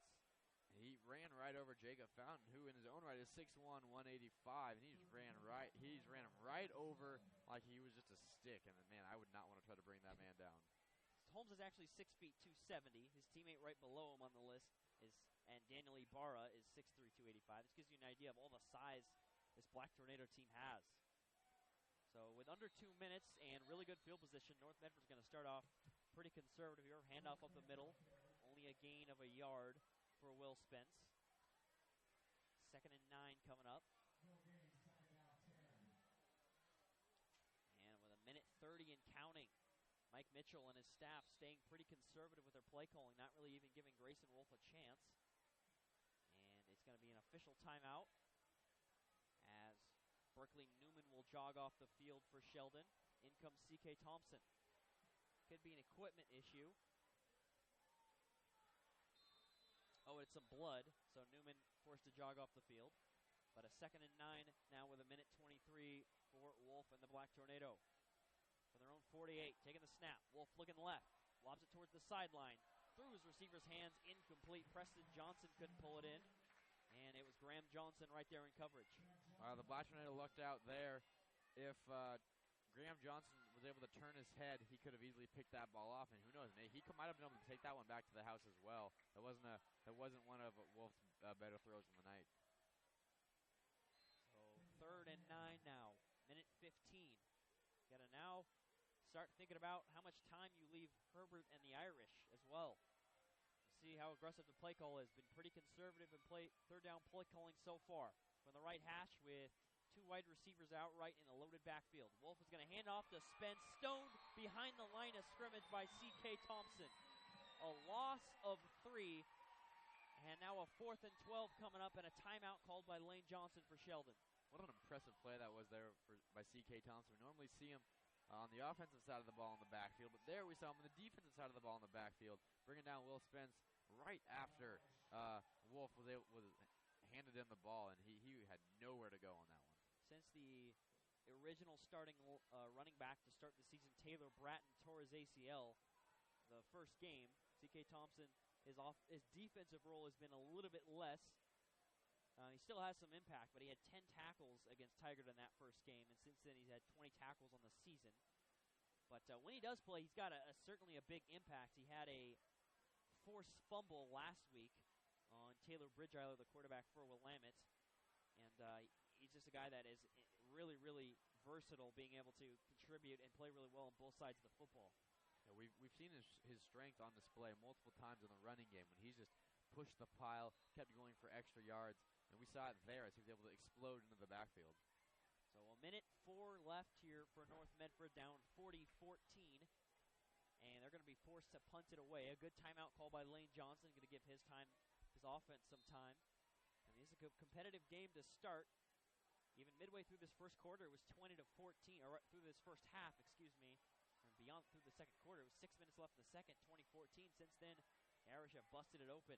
Zanke looking back to receive the punt, and Reese boots it deep, and it'll be down at the 29-yard line of Sheldon by Wyatt Westfall. A couple years ago, North Medford picked up an upset 21-17 win over Sheldon, and like I said, last year's game was just a 7-point differential. But this year, Sheldon, with a North Medford team that departed so much stellar talent, including their legendary quarterback, Troy Fowler, and their excellent running back and linebacker, Nick Janakis, it's tough to try and rebuild from there. Here's Herbert here with 56 seconds, starting in his own 20. Going to fire it downfield for Deal. Overthrown, incomplete. It was Mason Barone and Rashawn Smith there on the coverage. They had Zach Deal sandwiched there, and there wasn't much room for Herbert to try to make that throw. So 52.9 seconds left, and 2nd and 10. Thrown 30 for the Irish offense. And here we go, the Irish up to the line of scrimmage. Trips left from the right hash. One receiver out to the right side by himself. That's Dylan French. Herbert takes the snap and rolls left. Looking downfield. Going to fire it towards Johnson at the sideline. Comes back for the ball at the 40. Pulls it in. Fumbles the ball. And it's actually going to be ruled incomplete. Johnson didn't hold on to it long enough, says the officials. And an incomplete pass is the ruling. It's an interesting play. They had Tanner Zenke coming out of the backfield for a check down. Looks like Herbert faked the throw down there, tried to get the defenders to bite, and he made a pretty good throw down the field, but Jack Johnson wasn't able to haul that one in. Yeah, the defender had his head turned, and that allowed Johnson to come back to the ball, make the catch, and then it was stripped from him, but ruled an incompletion. Lucky for Sheldon. 3rd and 10 from their own 30, though. 45 seconds left in the first half. Herbert takes the snap, looking left, fakes the screen, looking deep downfield, got a man deal, complete at midfield, got some room, 45, stiff arms, across the 40, across the 35, still going all the way up to the 32. Zach Deal, a big 3rd down completion. Herbert put it right on the money, and Deal had a lot of room to work with. It was a very similar play to the one just prior to it. They fakes again to check down in the backfield. The defenders bid on it, and he had that big completion downfield. Chain gang here late to get up to the line, and they finally do. 36 seconds. Herbert takes the snap, looking towards the end zone. Got a lot of pressure, and he is sacked in the backfield. A loss of 3. Trey Holmes again, at least in the area. I think that was Trey Holmes. I think that's his 2nd sack of the day, too. Holmes with his 2nd sack, and he's also had a number of tackles on running backs, and Herbert when he tries to run. Trey Holmes is an absolute force as Sheldon takes a timeout with 30 seconds left. Man, I'm really impressed with Holmes as far as just his power, and then also we've seen his speed on display on kickoff returns and also in pass throw situations. Yeah, he's done a good job. There was a little lull there maybe in the mid-second quarter. Maybe he was tired, and so was a lot of the Black Tornado offensive or defense because of how well Sheldon's been able to play on offense and on defense. But yeah, we've also seen him be somewhat of an emotional leader on defense. He's been pumping up the defense a lot, and I think he's only a junior, so next year this defense is going to be in good hands with him leading them. Yeah, a lot of good juniors on this North Medford squad. Mason Barone, who's been a weapon today and leading the team in receptions on the season, just a junior. Grayson Wolf is a senior, but Chase Warren is a junior who started or competed for the starting quarterback job earlier this year. But Sheldon's still trying to move here. 30 seconds left from the North Medford 35. Quick snap for Herbert, throwing it out left, complete to Deal. Deal inside the 20 now, and a gain of 17 yards there all the way up to the 18. So just like that, it's a big-time gain, and now with 23 seconds, clock stops momentarily. The Irish rush up to the line of scrimmage. On the left hash, a trips right. Thompson, the tailback to the right of Herbert. Herbert takes the snap. He'll roll that way. Got some pressure. Looking downfield. Stops, fires towards the end zone. Incomplete. Looking for Jack Johnson, but I think a little bit of miscommunication between receiver and quarterback and an incompletion. Overall, that was pretty good protection there by the Sheldon offensive line. Herbert did have to move around a lot, though. It looked like it was Trey Holmes once again and Nicholas Weintraut with some pressure. And yes, there was some miscommunication downfield, and it was pretty good coverage overall by North Medford as well. 14.8 seconds. Sheldon at the North Medford 18, up 40-14 here late in the first half. Herbert takes the snap, fakes to Thompson. Looking towards the end zone, got some time. Pressure comes. Herbert's going to run here. Inside the 15, inside the 10, and he runs it out of bounds at the 9. 7.4 seconds left, and it is a 3rd and 1 for the Irish. Looks like defensive back Preston Johnson came in on the blitz, but Herbert was able to work his way around him, and there we see his ability to use his feet to get out of trouble and gain some good yardage. Looks like Sheldon's going to run a play here, not going to settle for a field goal with 7 seconds. Herbert takes the snap. With 5 wideouts, looking end zone. Batted down at the line, incomplete. Really nice play there, batted down by A.J. Ray, using his 6'4" frame to knock the ball down. Talk about some good juniors. A.J. Ray is another one of those. He'll be back next year, and he'll make this defensive line one to be feared. So yeah, 4th and a yard and a half, and it looks like the field goal unit's going to come out for the Irish.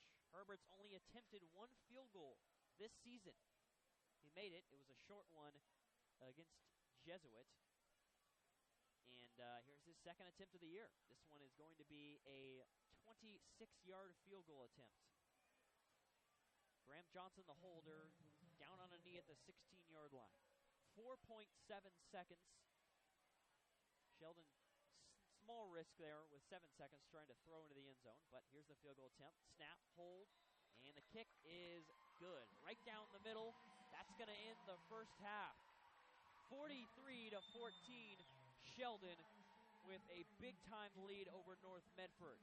The last 6 minutes of the second quarter, a 23-0 advantage for Sheldon. Wow, how things have turned around. North Medford, things just really fell apart on the Black Tornado. Yeah, they were in this game for much of the first half. They had a very good first quarter, and they were able to force a turnover via a Praise Villiamu forced fumble, and that led to a Spence touchdown run. But since then, like you said, it's been all Irish. A 23-0 run to close out the first half, and that's just something that good teams like Sheldon do. They win. They win the end of halves and end of quarters, and for North Medford, it's unfortunate because I think they've played better than the score indicates. But when you're playing a team as good as Sheldon, you have to play well for the entire time, and they didn't do that towards the end of that second quarter. They did not. And Sheldon trying to improve to 6-0. They've already clinched the Southwest Conference, but North Medford so far in this one, I think one thing that's been interesting has been the third down play calling from North Medford. I mean, the Black Tornado have been really, really conservative. They have a 3rd and 8 earlier that ended in a touchdown pass from Grayson Wolf to his wideout Mason Barone that started things off for the Black Tornado that made it 7-7 that tied things up. And since then on third downs, regardless of where it's been on the field, they've done a lot of handoffs, a lot of conservative play calls, and it hasn't really paid off so far for them. Yeah, I think you're right. It has been some questionable calls, but you can somewhat understand where Mike Mitchell's coming from. Will Spence has over 1,000 yards on the season, and he is what makes this offense go. But I do agree, it has been somewhat questionable, especially, like you said, when you've seen their passing game work out on their first touchdown drive when they converted on a 3rd and long, and that play was also a touchdown pass. So it's interesting, but I think they're going to stick with Will Spence because he's been able to perform all year, and they're not going to go away from him just because he's struggling a little bit. Yeah, and Grayson Wolf does have an INT that ended in a touchdown for Sam Olson, the Sheldon linebacker, as well. So still some growing pains. That is what Grayson Wolf, the senior quarterback, going through for North Medford with now 9 interceptions on the year. 23 unanswered points, 4 touchdown passes in the first half for Justin Herbert. 43-14 Sheldon. For now, we're going to send it back into the KWVA studios here for a sports desk update and a halftime show, and then we'll get back out here in about 10 minutes back to Sheldon High School for the second half where North Medford hopes to try and make a comeback. Mark Grandy and Chris Clayton with you here on KWVA. For now, halftime, we'll send it back to the KWVA studios. Stick around here on KWVA Eugene, 88.1 FM.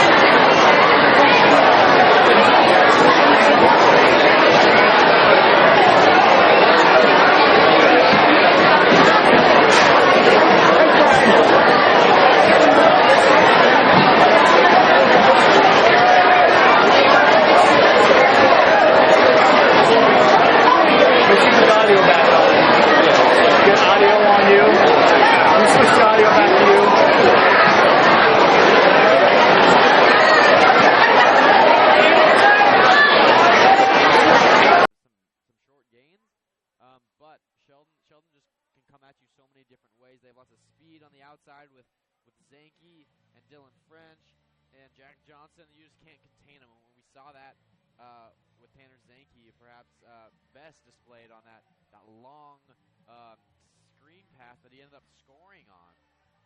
Yeah, that was some stellar speed from him. 2 receiving touchdowns. Some really good blocks in that one, but I mean, Zanke, he's so dangerous. He also has some good balance. Even if players get a hand on him, he tends to keep going. I mean, what a weapon he is. He now, on the year, has 9 receiving touchdowns. Came into the game with 526 receiving yards on 25 catches. 3 catches for 44 yards last week. And maybe up around 600 yards, and certainly at 9 touchdowns on the year after this one. He's only a junior. He'll be back next year, but what a prolific weapon he is for Justin Herbert. Dylan French, also with a receiving touchdown. That was the one that kind of struck first for either side. That was a 30-yarder from Herbert to French.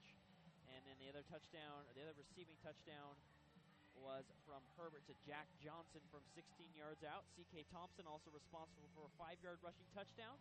And Sam Olsen had a 20-yard interception return for the Irish as well.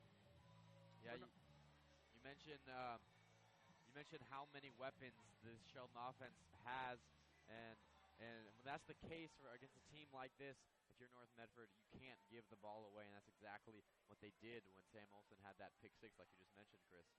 And what doesn't bode well for North Medford is that they're going to have to kick it deep. They got the football first, and it was a 3-and-out that started the game. And now to start the second half, it's going to be Sheldon Football. Sheldon ended the first half with a 26-yard Herbert field goal at the buzzer. Could have been worse. They got really close to a touchdown. North Medford fended them off.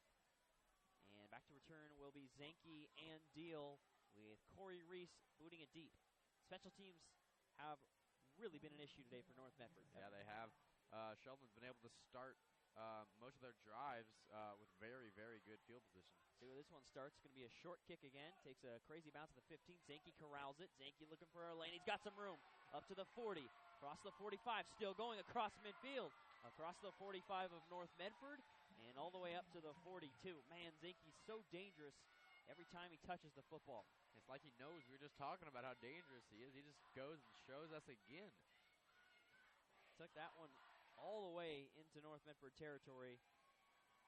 And it only took him 9 seconds after a weird bounce there. Could have thrown him off, but he caught it in stride and went on the move. Reese didn't get much air on that one. That certainly didn't help the coverage team. Here's Herbert with Zanke in motion. It's going to be reversed to Zanke. Across the 40, across the 35, Jukes. And to the 31, enough for a first and 11-yard gain. As sprinkles start to come down from the sky, a little bit of rain here at Sheldon High School. Zanke just hits his top speed so quickly. He's able to accelerate really quickly, and that's why he was able to get that edge and move the chains on that one. So a first and 10 now from the North Medford 31. C.K. Thompson on a sweep to the right, now cuts it up to the middle of the field and up to the 25-yard line. So a gain of 7 yards. Now a 2nd and 3 coming up for Sheldon. And C.K. Thompson has been tremendous in this game. Really, Sheldon's offense has been pretty much unstoppable. I mean, this is an offense that averages 48 points per game and 480 yards per game. After that play, Zanke ran off to the side, pointing to his helmet. Maybe he's shaken up a little bit. Herbert with a quick screen pass out left to Deal. Deal across the 20. Fights forward inside the 15. He meets contact head on and is not knocked out until the 12-yard line. A gain of 13 yards. It doesn't look like the trainers are looking at Zanke. If we find anything else about him, we will let you know, surely. That would be a big loss for Sheldon looking forward. I mean, they're totally in control here, but with the playoffs quickly approaching, they definitely want to be healthy, especially with him. Thompson's going to take a carry up the middle and be tripped up at the 6-yard line. Looks like that was Wyatt Westfall there on the tackle. He was able to trip up C.K. Thompson before he was able to work his way even closer to the end zone. 10:44 remaining in the first half. Thompson takes a carry on 2nd and goal from the 5, only 2 yards. And maybe about 3. So he'll get up to the 2.5-yard line approximately, and it's going to be 3rd. And actually a first down is available. A first down is the 2-yard line, and right now they're at the 3. So a 3rd and 1 from the 3. Herbert takes a snap, fakes a handoff, gonna run and get in, touchdown. Justin Herbert from 3 yards out. 5th total touchdown on the day for Herbert. He's also got a field goal. He's doing it all for the Irish in this one, picking up where he left off. He's been doing it all season long, and he is dominating the Black Tornado tonight. It's the 6th rushing touchdown of the year, Chris. We've seen him do it with his arm and his leg all game long. He's really deceptively quick. He's got that long strides because he's so tall, but he has great body control and is able to work his way into the end zone on that one. Standing at 6'6", he gets in. Extra point is up and through from Tanner Bass, and now 50-14 is the score here at Sheldon High School. So just like that, they go over their season average. This is the latest in the game we've seen Justin Herbert since September 25th against South Medford, in which he did come back in at some point in the 3rd quarter after a furious comeback by the Panthers of South Medford. They were down 34-0 at halftime. South Medford made it 34-19 in the 3rd quarter, And then they were forced to bring Herbert back in. He led down the field quickly for a touchdown. And then from there, didn't see the field at all. And, you look at the last 3 games against South Eugene, Thurston, and Willamette, he's been out by usually the middle of the second quarter. If not, maybe a little bit later. But, yeah, he's still in this one. It's a credit to South Medford, or credit to North Medford, how they've played tonight. But Herbert has been dominant in this one. Yeah, but I have to think that Lane Johnson is gonna pull him sooner or later as the lead continues to grow. That's now 30 unanswered points for Sheldon. 10-16 left here in the third. Bass with an ugly squib kick out to the left side, collected by Spence. Spence going to get up to the 33, and Bryce Klein and White Wilcoxon are there to knock him out of bounds. So a 1st and 10 coming up for Grayson Wolf on the offense. The lead may be now insurmountable. A little bit too late here for Sheldon. Or a little bit too late, rather, for North Medford, but they put up a really good fight. I think they're going to look back on this one and point to some, the interception that was thrown and also some bad penalties in big situations. Yeah, but there's still lots they can gain from this game. They can get Grayson Wolf a little more comfortable throwing the ball, and maybe they can get Will Spence going here. Handoff up the middle to Spence, and he's going to be stoned at the line of scrimmage. Fights for it enough. He actually moved the pile a little bit. Going to pick up 2, get out to the 35. A fringe playoff team is North Bedford. Top 32 teams ranked in the OSAA make the playoffs. I mean, if they do finish 4th in the SWC, you're automatically in. Top 4 from the conference make it. But after that, you've got to be part of the top 32 and try and get in that way. They're at 27 and 4th in the Southwest Conference. We'll see how things shake out. A quick screen out left, complete, and with some room is Joey Hunter. Ton of room across midfield, the 40, all the way to the 30, inside the 20, and knocked out of bounds. Joey Hunter's first touch of the game is a huge game. The junior with some wheels down the sideline. It was a very impressive catch and run by Joey Hunter. It looked like he didn't have very much room down the sideline. I thought maybe he was going to get 10 yards and maybe move the chains, but he turned it into a huge gain. I didn't expect that much out of him. He has quite a lot of speed. Not a big guy, 5'10", 150, but shows the speed and gets North Medford all the way to the Sheldon 19-yard line. 9:26 in the third, and a 5-0 to 14 advantage for Sheldon. The fullback, Jonathan Collins, comes in motion. Spence is going to take a handoff, get about 4 yards before he's dragged down by a group of Sheldon defenders. A solid run there by Spence. We haven't even seen that many 4-yard rushes by him this game. He did have that touchdown run, but that was on 4th and very short. For the most part, the Sheldon front 7 has done a very good job containing him, and he is the Black Tornadoes' most lethal weapon. You gotta be proud if you're Sheldon. I mean, there's a big offensive line for North Medford, a ton of size and physicality, and Spence has been huge this year, leading the conference in rushing. Sheldon's done a great job. Wolf takes a snap, rolling out right side. Pressure coming from the backside, looking to throw, gets rid of it at the last second. Incomplete. Dylan French racing downhill at Wolf from the backside, and French was in a full spin. I really thought he was going to get that strip there, but Wolf got it off at the last second. Yeah, we get to see him the entire time chasing at the back of Grayson Wolf. He kept gaining on him, and luckily for the Black Tornado, Wolf was able to get the ball out just before French was able to make contact with Wolf's throwing arm.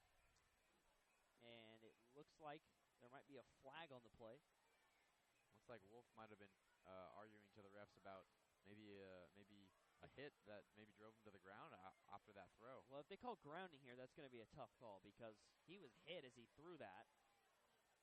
See what the call is. Wow, that is a tough call. Intentional grounding called against Grayson Wolf. He got hit right as he threw it. The ball didn't get out of bounds. The ball hit the turf in bounds, but I totally disagree with that call. French was laying the lumber to Wolf as he was trying to get rid of the ball out of bounds. Yeah, that's an interesting call there. I'm not sure I agree with it either, Chris, and it's just another bad penalty for the Black Tornado. Pushes them back even further, and they're going to have to really work hard to get a score here after that long play earlier in the game from in the series from Joey Hunter. Maybe 3rd and 19 now. On the 28. 5 wideouts from the right hash for Wolf. Takes the snap. Pressure comes. He's going to roll right. Throw to the sideline. Complete. And fighting forward, breaking a tackle, is his wide receiver, Tucker Berry, all the way up to the 16-yard line. 17, he's going to be short. But now a 4th and 8, a little bit more manageable. You have to imagine the Black Tornado go for this here, down 36 points. Yeah, they definitely do. And that was Grant Schmedick and Berkeley Newman there on the pressure for the Irish. They were able to get into the backfield really quickly and made Wolf make a quick decision. And he made a good decision, and they picked up some good yardage. So here we go from the right hash. The offense still on the field for the Black Tornado. And they are not going to settle for a field goal. Their kicker, Benitez, will stay on the sideline. The right hash, here's Wolf. Fakes, rolling back, going to throw it up. Incomplete, no one even in the area. And that is going to be a turnover on downs. The Sheldon offense will jog back out onto the field. That was Schmedick again in the backfield with some pressure. And instead of being with Berkeley Newman, that time he was with Wyatt Wilcoxon. And that's back-to-back plays in which the two Sheldon defenders have been able to put pressure on Wolf without any blocking from the Black Tornado offensive line. Well, they got all the way to the Sheldon 18, which is the deepest they've been into Sheldon territory since they scored midway through the second quarter to make it 20-14. And mind you, they started that drive at the 37 of Sheldon. So the Sheldon defense has been pretty stellar in this one overall. And it's not as if that was a long extended drive. Most of the yards on that drive came on that one passing play to Joey Hunter.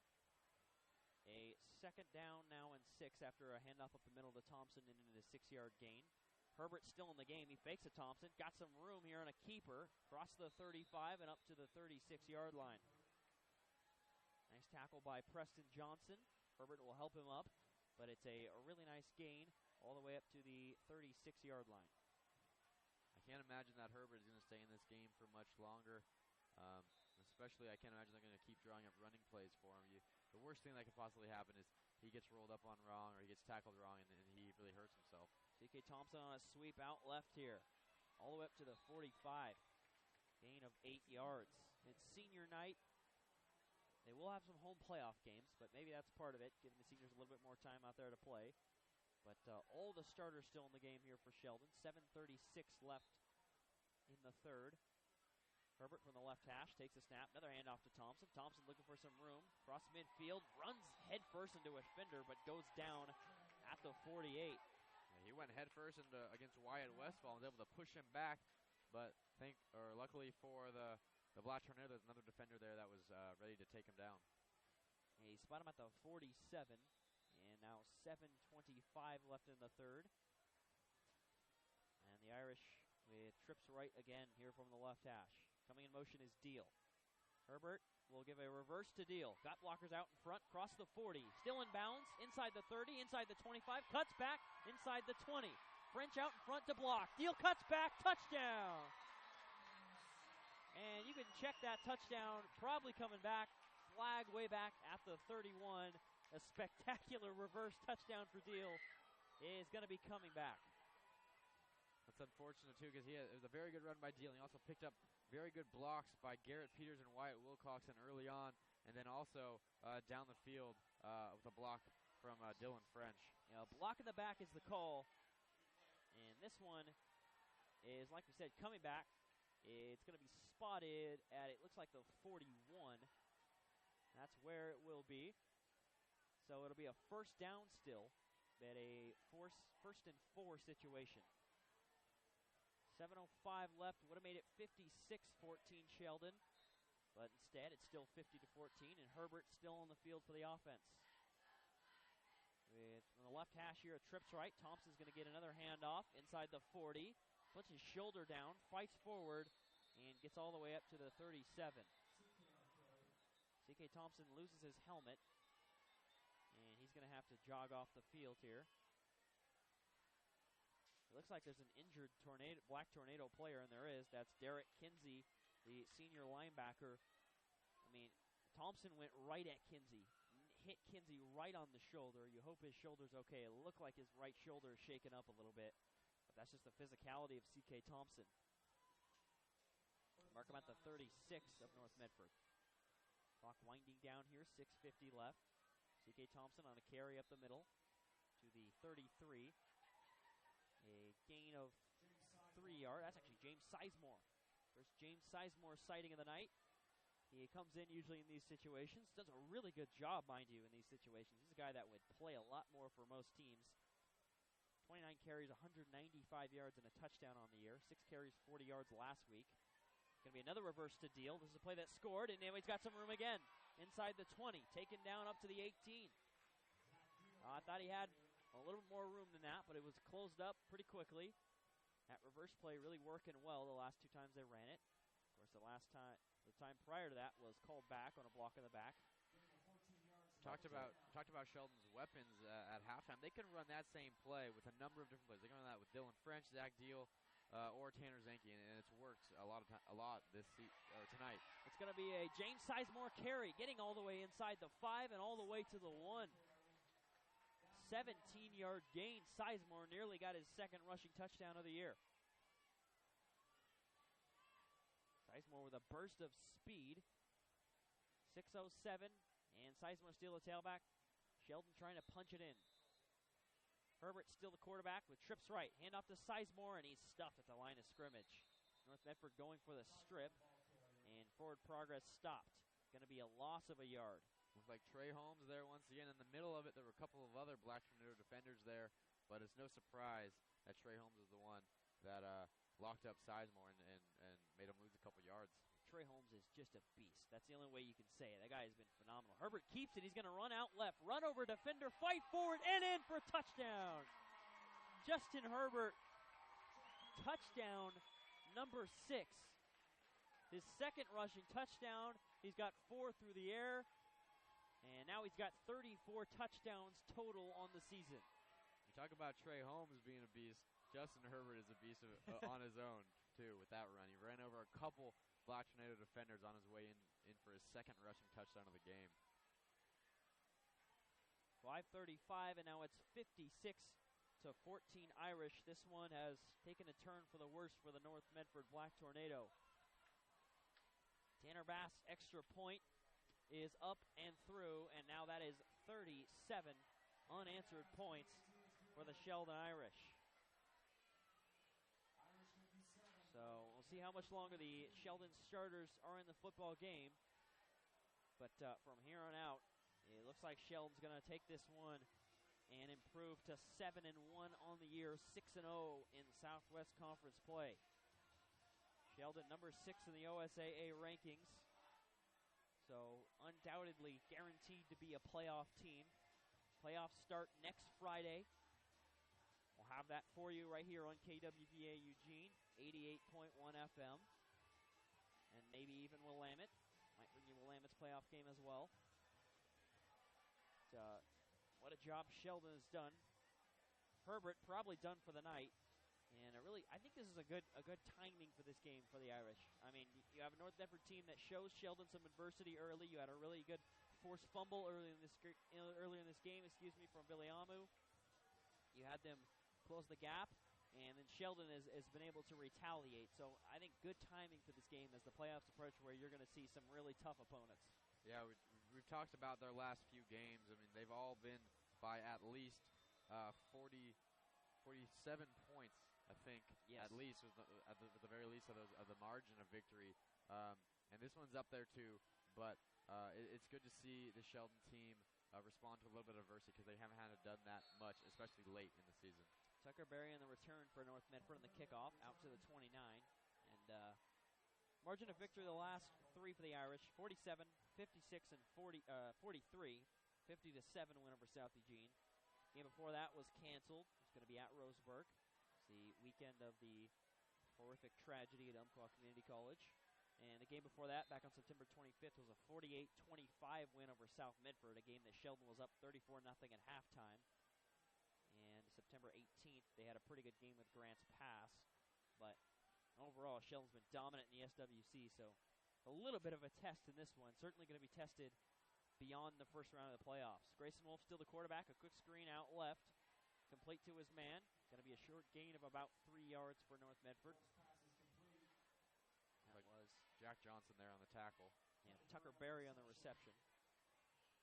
And, North Medford hoping they can slip into the playoffs. I think this is a team that they're pretty young. They're going to have a lot back. I think you look at this team next year, they're going to be pretty scary with their physicality on both sides of the football. Yeah, we've talked about it a lot tonight. They are very big on both sides of the line on offense and defense, and they have a lot of really talented juniors that should be back or that will be back next year.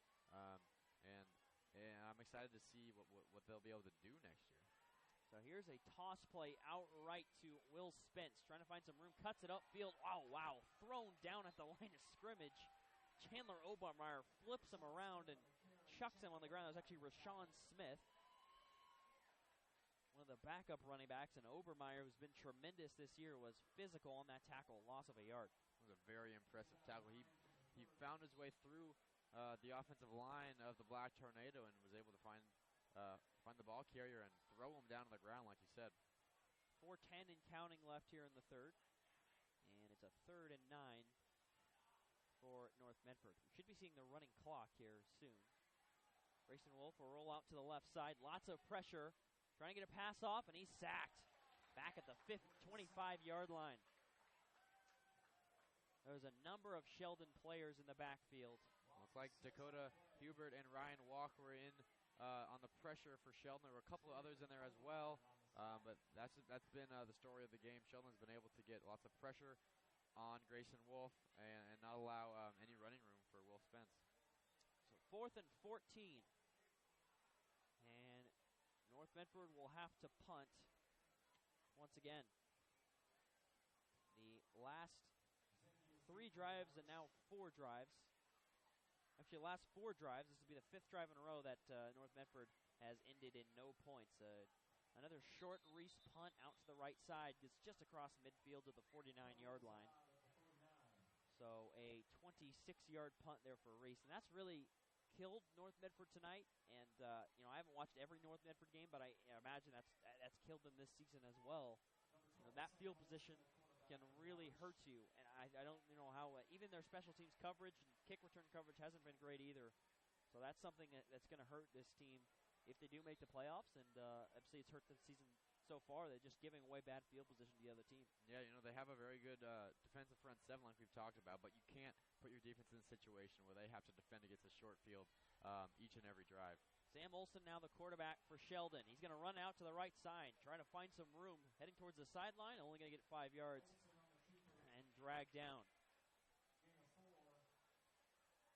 Pretty nice tackle there in the open field. That was Wyatt Westfall, the senior. So now it's going to be a 2nd and 5 for Sheldon. So Sheldon, in their easy portion of their schedule until this week. Their first 2 games were at Tigard and against Jesuit, who's number 1 in the state, and then at Grants Pass. And now their biggest tests in a while, as Olson running out right side, chucked out of bounds for no gain, and now a 3rd and 5. But the playoffs quickly approaching here, and the Sheldon defense that's allowed under 20 points a game on this season has been really impressive here in tonight's game. Will Spence over 1,000 yards like we talked about on the year, and his yards per carry is way up there at over 7, but they've been phenomenal against him. Yeah, their last 3 games combined, like we talked about, they've only given up 7 total points. And tonight they've given up 14, so you got to credit the Black Tornado for putting up some points against this team, but also credit Sheldon because when you have to play against a running back like Will Spence, it's gonna take a really good effort to shut him down like they have. And Tigard put up 28 on the Irish. Jesuit put up 61 in a crazy double overtime game in which Jason Talley ran for over 300 yards against Sheldon. Grants Pass even ran the ball pretty well against the Irish, but since then their defense has improved week by week and played really well here in tonight's game as well. Sean Riera on the completion out left. It's only going to be a 2-yard gain, and now a 4th and 3 coming up.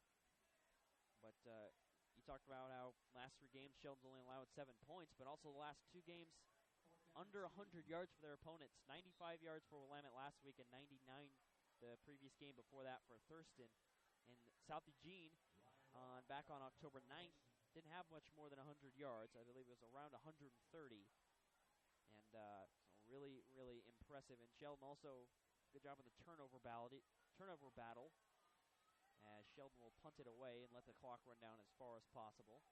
When you first think of Sheldon, you think of Justin Herbert and all the damage this offense can do. They're averaging almost 48 points a game up to this point. But also on their defense, they're allowing less than 20 points per game and only about 280 yards per game. So this is a very, very stout defense, and I'm excited to see what they're going to be able to do against some of the top teams in the state in the playoffs.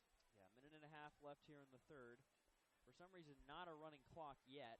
I don't know if I have a misunderstanding of the rule, but my understanding is that once it's a 40-point differential in the second half, the clock runs. But not a running clock, and it will continue, or it'll be stopped here with North Bedford starting this drive from their own 20-yard line. I formation, Wolf looking out left, a quick hitch to his wideout, incomplete. Looking for Tucker Berry, Jack Johnson in coverage. This is a Sheldon team that last season went 11-2, finished number 4 in the OSAA rankings, lost to Central Catholic 65-21 in the state semifinal. Would have been really amazing to see what they could have done with a healthy Herbert. Herbert broke his femur against Grants Pass, the third game of the year last season. Here's a toss play out right for North Medford, and it is Rashawn Smith for a big loss, big hit in the backfield by Cody Shear. You mentioned the big hit by Cody Shear. It would have been possible for him to get that hit if it weren't for the Sheldon defenders on the outside that made Spence change his field and cut back to the left side. We'll see what the Irish can do this season. Herbert went down, and Kellen Strom, who was the wide receiver and a really good wide receiver at that, switched over to quarterback, and ended up being a guy that can run the ball phenomenally well from the quarterback position. He could even throw a little bit when the situation arose and required it. But if they would have had Herbert still quarterback, who knows what the team could have done. The 3rd and 16 here for Wolf with under 40 seconds left in the third. Wolf dropping back, going to be a quick screen, complete to Tucker Berry. Looking to find some room. Cuts back across the field, across the 20. Ooh, a huge block, across the 30. Berry still going across the 40, across the 45, past midfield. Berry still going inside the 40. Oh, my goodness. Jack Johnson got demolished back at his own 25-yard line. There's a flag down on the play. We'll wait to see what that is, but that was a very good play by Grayson Wolf. There was pressure in the backfield. He was able to get the ball away and turn it into a very good gain. And undoubtedly, concussion testing going to be done on Jack Johnson. We'll see if he's okay. He took his helmet off, and he walked off the field. He's sitting down right now. I did not get a number on who applied the block. I didn't either. But an enormous block regardless. Jack Johnson did not even see it coming, blindsided, and it's a personal foul against North Medford. And there is the block. Rashawn Smith is the one who laid the lumber on the block. Rashawn Smith, the senior. It was Tucker Berry on the big-time gain. Tucker Berry not a whole lot of speed, but he's methodical, reading the blocks well, and it was a really nice gain, but called back there on the huge block. And, if you're Sheldon, you got to hope that Jack Johnson's okay because he's a prolific weapon with the playoffs right around the corner starting next week. Yeah, he's one of their weapons like we talked about all game long. They have a number of them on offense, and he also does a good job on defense like we saw there. He was hustling to try to make that play. Unfortunately, he had to get blown up like that. Hopefully he's okay and can play next week when they start their playoff run. You can hear the ooh from the crowd and from us when that block was laid. That was an enormous hit there from Smith. And it's going to be a timeout called by North Medford. Chris Clayton and Mark Grandy with you here on the Friday Night Spotlight, KWBA Eugene, 88.1 FM. Sheldon already captured the Southwest Conference crown last week. That improved to 6-0 with a win here. Even if they would have lost this game, they would have had it. Grants Pass playing Willamette. Last I heard, they were up 28-0 late in the first half in that one against the Wolverines. So Grants Pass was second place locked up. Now they're going to finish 6-1 in conference play. And even if Sheldon had finished 5-1, the athletic directors obviously agreed that despite them going by win percentage, if other teams had risen up the standings, Sheldon beat Grants Pass, has that tiebreaker. So at that point, you throw out that Roseburg game, and Sheldon was going to win the Southwest Conference crown. But they had it anyway, and regardless of what would have happened in tonight's game, and have a big-time lead here in this one. Once again, we'll have whatever matchup is decided. We'll know actually late tonight, if not early next morning, who Sheldon's first-round opponent will be. The bracket will be set up, and we'll be able to have our playoff matchup. So excited for that one, and we'll send that news out, and we'll be able to broadcast that one for you right here on 88.1 FM. Here's a third and long. Wolf's going to chuck up a bomb to Barry, and it's complete at midfield. Inside the 45 of Sheldon. That was the best throw of the night for Grayson Wolf. And another flag back at the 14, though. Man, that was an impressive throw by Wolf. He put that right on the money, only where his receiver could pull that one in. He had pressure in his face, too, and after he threw that, he was down on the ground. A 40-yard completion, 40 yards through the air. It was like 3 yards after the catch from Barry, in which he was knocked out of bounds. I mean, Wolf put that one right where it needed to be. On 3rd and 22, so you'd think Sheldon would know that the deep pass was probably coming, but they were still able to beat him with it. We will see the call. Tucking it over to the officials. Looks like it's going to give it to Black Tornado. North Medford not happy speaking with the official on the sideline. Tucker Berry and Grayson Wolf aren't pleased, and another flag. And Grayson Wolf is not happy. I think it's going to be a personal foul here called against North Medford. Back-to-back big plays by the Black Tornado called back because of penalties. The one earlier on that block against Jack Johnson, that got called back, and then here another penalty, and then to add on to that another penalty here on that's Grayson just what Wolf. it'll be. Frustration mounting right now for North Medford. Unsportsmanlike conduct is the call. You know, you saw some testy play earlier after a Sheldon touchdown from Tanner Zanke, some pushing and shoving in the end zone. And North Medford here, Mike Mitchell and his team probably just want to make sure these guys get off without incident and without too much, jabbering with the officials, if you will. And Grayson Wolf, the quarterback, was the one who got the call on him that one. He got the flag thrown on him, watched it fly right to his feet. He shook his head. And so they're going to be back at their own 2.5-yard line. A 3rd and 27 for Wolf. Takes a snap from his own end zone. Tons of pressure rolling out to the left side. Looking downfield, he'll fire it towards the sticks. Incomplete. And now it'll be 4th and 27. There's Tate Edmondson and Chandler Obermeyer there on the pressure.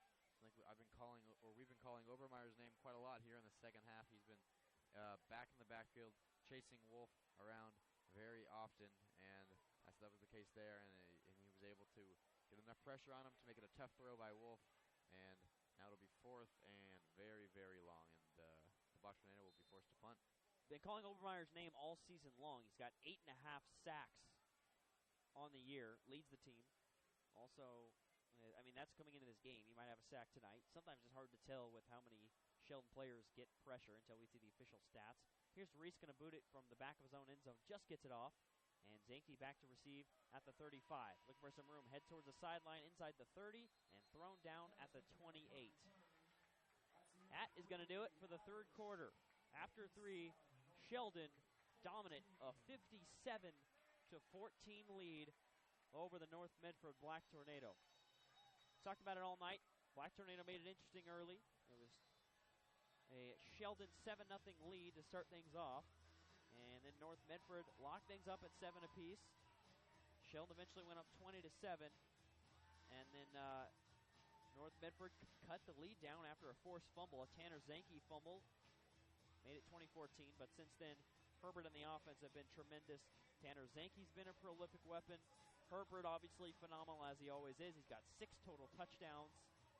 And North Medford probably just wants to get it out of this one without some incident. And I talked about how you didn't want to see North Medford have some of these incidents with the officials and some of the pitching and shoving after the whistle. But that's part of what makes them pretty tough to beat, is they have that chip on their shoulder. They play with that physicality. They have a toughness that a lot of teams in this conference don't have. Yeah, that's true. And while you don't want to see them, disrespect the refs or disrespect the other players, you do like to see them stand up for themselves and stand up for their players, stand up for their team, and continue to show that confidence in themselves and that ability to keep playing despite things going wrong. They upset Sheldon a couple years ago in 2013, 21-17, a game that really shocked a lot of the state. And in the following year, a really close game once again at North Medford High School. Last season, Logan Comer had to seal it with an interception at the Irish 15 on North Medford's final drive of the game. They could have tied it. Led by prolific quarterback Troy Fowler. And now this season, Sheldon really in control after North Medford graduated 10 all-conference performers. So here's a 2nd and 13 after a loss on the previous play. Hand off to Sizemore, and it'll be another loss, a loss of 2, back to the 35. That play was bad from the start. It was a low snap. Olsen was able to get his hands onto it and hand it off to James Sizemore, but the front of the Black Tornado was able to get in the backfield quick and not let Sizemore escape. So it's 3rd and 17, 11:05 and counting left in this football game. The line to gain is the 18-yard line. Sam Olsen, the quarterback. He's got an interception return for a touchdown early in this one. See if they give him a chance to throw here on 3rd and long. They will. He's going to roll out right. Looking downfield, fires it towards the sideline, complete to Riera. Riera breaks a tackle inside the 20, inside the 10. Touchdown, Sheldon. Sean Riera, first touchdown of the season for the junior, and the first passing touchdown of the year for Sam Olsen. A season-high 63 points for Sheldon. It's like Trey Holmes and Jonathan McCrary were in to pressure Olsen, but he was able to get rid of the ball to Riera, and he was able to weave his way through the Black Tornado secondary all the way for a touchdown. Extra point will come from, I believe that's Tanner Bass. Might be a younger Irish player. We'll try to get the number there. Graham Johnson still the holder. Snap from Cody Shear is down and clean, and that is Tanner Bass who boots it through. And now it's 64-14 Sheldon. Still not a running clock, and well, now there's a running clock. Maybe there was a mistake there from the scorekeeper momentarily. So there's finally the running. I was about to say I didn't understand why there was no running clock yet, but now we got a running clock. So 9 minutes 50 seconds until this game is over, as the clock will run non-stop to finish this one out here on KWVA. Chris Clayton and Mark Grandy with you for Sheldon's final regular season game. Playoffs next week, and Lane Johnson going to improve to 54-7 in his time at Sheldon. That is tremendous. Took over for his brother Marty Johnson, and this is even probably more impressive for Lane Johnson. 32-2 in Southwest Conference play. That's very impressive, Mark. Of course, it helps when you have the talent that Sheldon does, but still, that's very impressive. And I can't see why, although they're going to lose Justin Herbert, I can't see why they can't come out and be successful again next year and for years to come after that. Absolutely, and you see these younger players, these weapons that come in. Sean Riero, for example, he's not a guy that's been a huge contributor, but he'll be back next year. Maybe he takes a step up. You have Cameron Wong, who was a contributor earlier this season, and he's a guy that has not played as much here later in the season. Could be an injury, could be something else. Not entirely sure on that, but he'll be back as well. So a lot of weapons back, but they have their sights set a little bit closer in the future as the playoffs approach. Return for North Medford out to the 18-yard line. That's where they'll start their drive. Menacing drive. Tucker Berry bobbled the ball at first, had to run backwards to about the 2 to pick it up. Got past a couple Sheldon defenders and got his way all the way out to around the 20. So Sheldon looking to win a state title for the first time since 2012. Two-time state coach of the year is Lane Johnson in his first 2 seasons with the Irish. In his second year, they won the state title. They were looking to get back to that point. Jesuit, their only loss, is number 1 in the state right now in the Oregon Live poll. And they went to double overtime with them earlier this year, so not any reason why they can't compete with Jesuit. You also have Sherwood out there, who is an obviously supremely talented team. West Lynn, another great team. And we're not absolutely experts on those teams, but we got a chance to see Jesuit, and they're number 1, and Sheldon certainly competed with them. So Sheldon, I think something that's they're looking to focus on is improving on the defensive end as the playoffs approach. Yeah, and I can't see why a game like this doesn't give them a little bit of confidence, although they've given up the most points that they have in quite a few weeks. But they've held a very good running back in Wolfman's in check for pretty much the entire game. They did give up a rushing touchdown to him in the second quarter. But other than that, I mean, even that run, it was a very short run. He just happened to be very close to the end zone when it started. But yeah, I think a game like this is a big confidence booster for the Sheldon defense because they've done a very good job getting pressure on Grayson Wolf as well. First down carry went for only a yard. Second down carry went for 9, so a first down for Rashawn Smith and North Medford.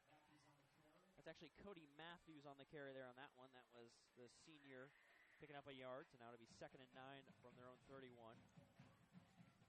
64-14 Sheldon, 7:26 left here in the 4th. Sheldon hasn't had a competitive game since September 18th, so it's amazing they're able to come out and have such great focus week after week. It's definitely easy for a team, especially with kids with ages ranging between 16 and 18 years old, to be able to come out and not overlook any opponents. But that's a credit to the coaching staff, and maybe they did overlook North Bedford a little bit early. Maybe that helped the Black Tornado, but Black Tornado certainly came to play. I think another benefit of this team staying focused despite rolling over opponents week after week is like we mentioned earlier, it gives chances for the younger members of this team to get some playing time and gain a lot of experience, which is certainly going to make this team a whole lot better next year and for the years to come. And there's going to be a throw outright from Wolf, overthrown, incomplete. Giving Wolf some more reps. He is a senior, but looking to give him a little bit more experience, a little bit of time to polish his game before the playoffs start next Friday. So I'm excited. I'm excited to see the brackets come out. Yeah, we talk about it all season long. I think we're going to be able to see it tonight, probably around midnight. Yeah, it'll be. I'm excited to see who Sheldon is going to get on the docket next week, because I think we'll be together on the call right here next week. And we'll get to also not only see that, but also see some of Sheldon's future opponents, who they get locked up with down the road on the bracket. So really exciting to see that. There's a poop deep from Reese. That's a good one. That got some good hang time. Bad bounce, unfortunately, but Corey Reese, probably his best hang time on a punt tonight. Something the punting game and special teams as general has really hurt the Black Tornado. Nicholas Weintraut, the sophomore, down that one at the 35. So Sam Olson still at quarterback, Sizemore the tailback, 5:20 left in this football game. We have the rest of the Friday night spotlight for you after this. Ryan Rillard, Mark Grandy sitting next to me, and myself will also have some segments for you. Continue to talk some Oregon football, maybe talk a little Oregon volleyball, and some Oregon soccer as well.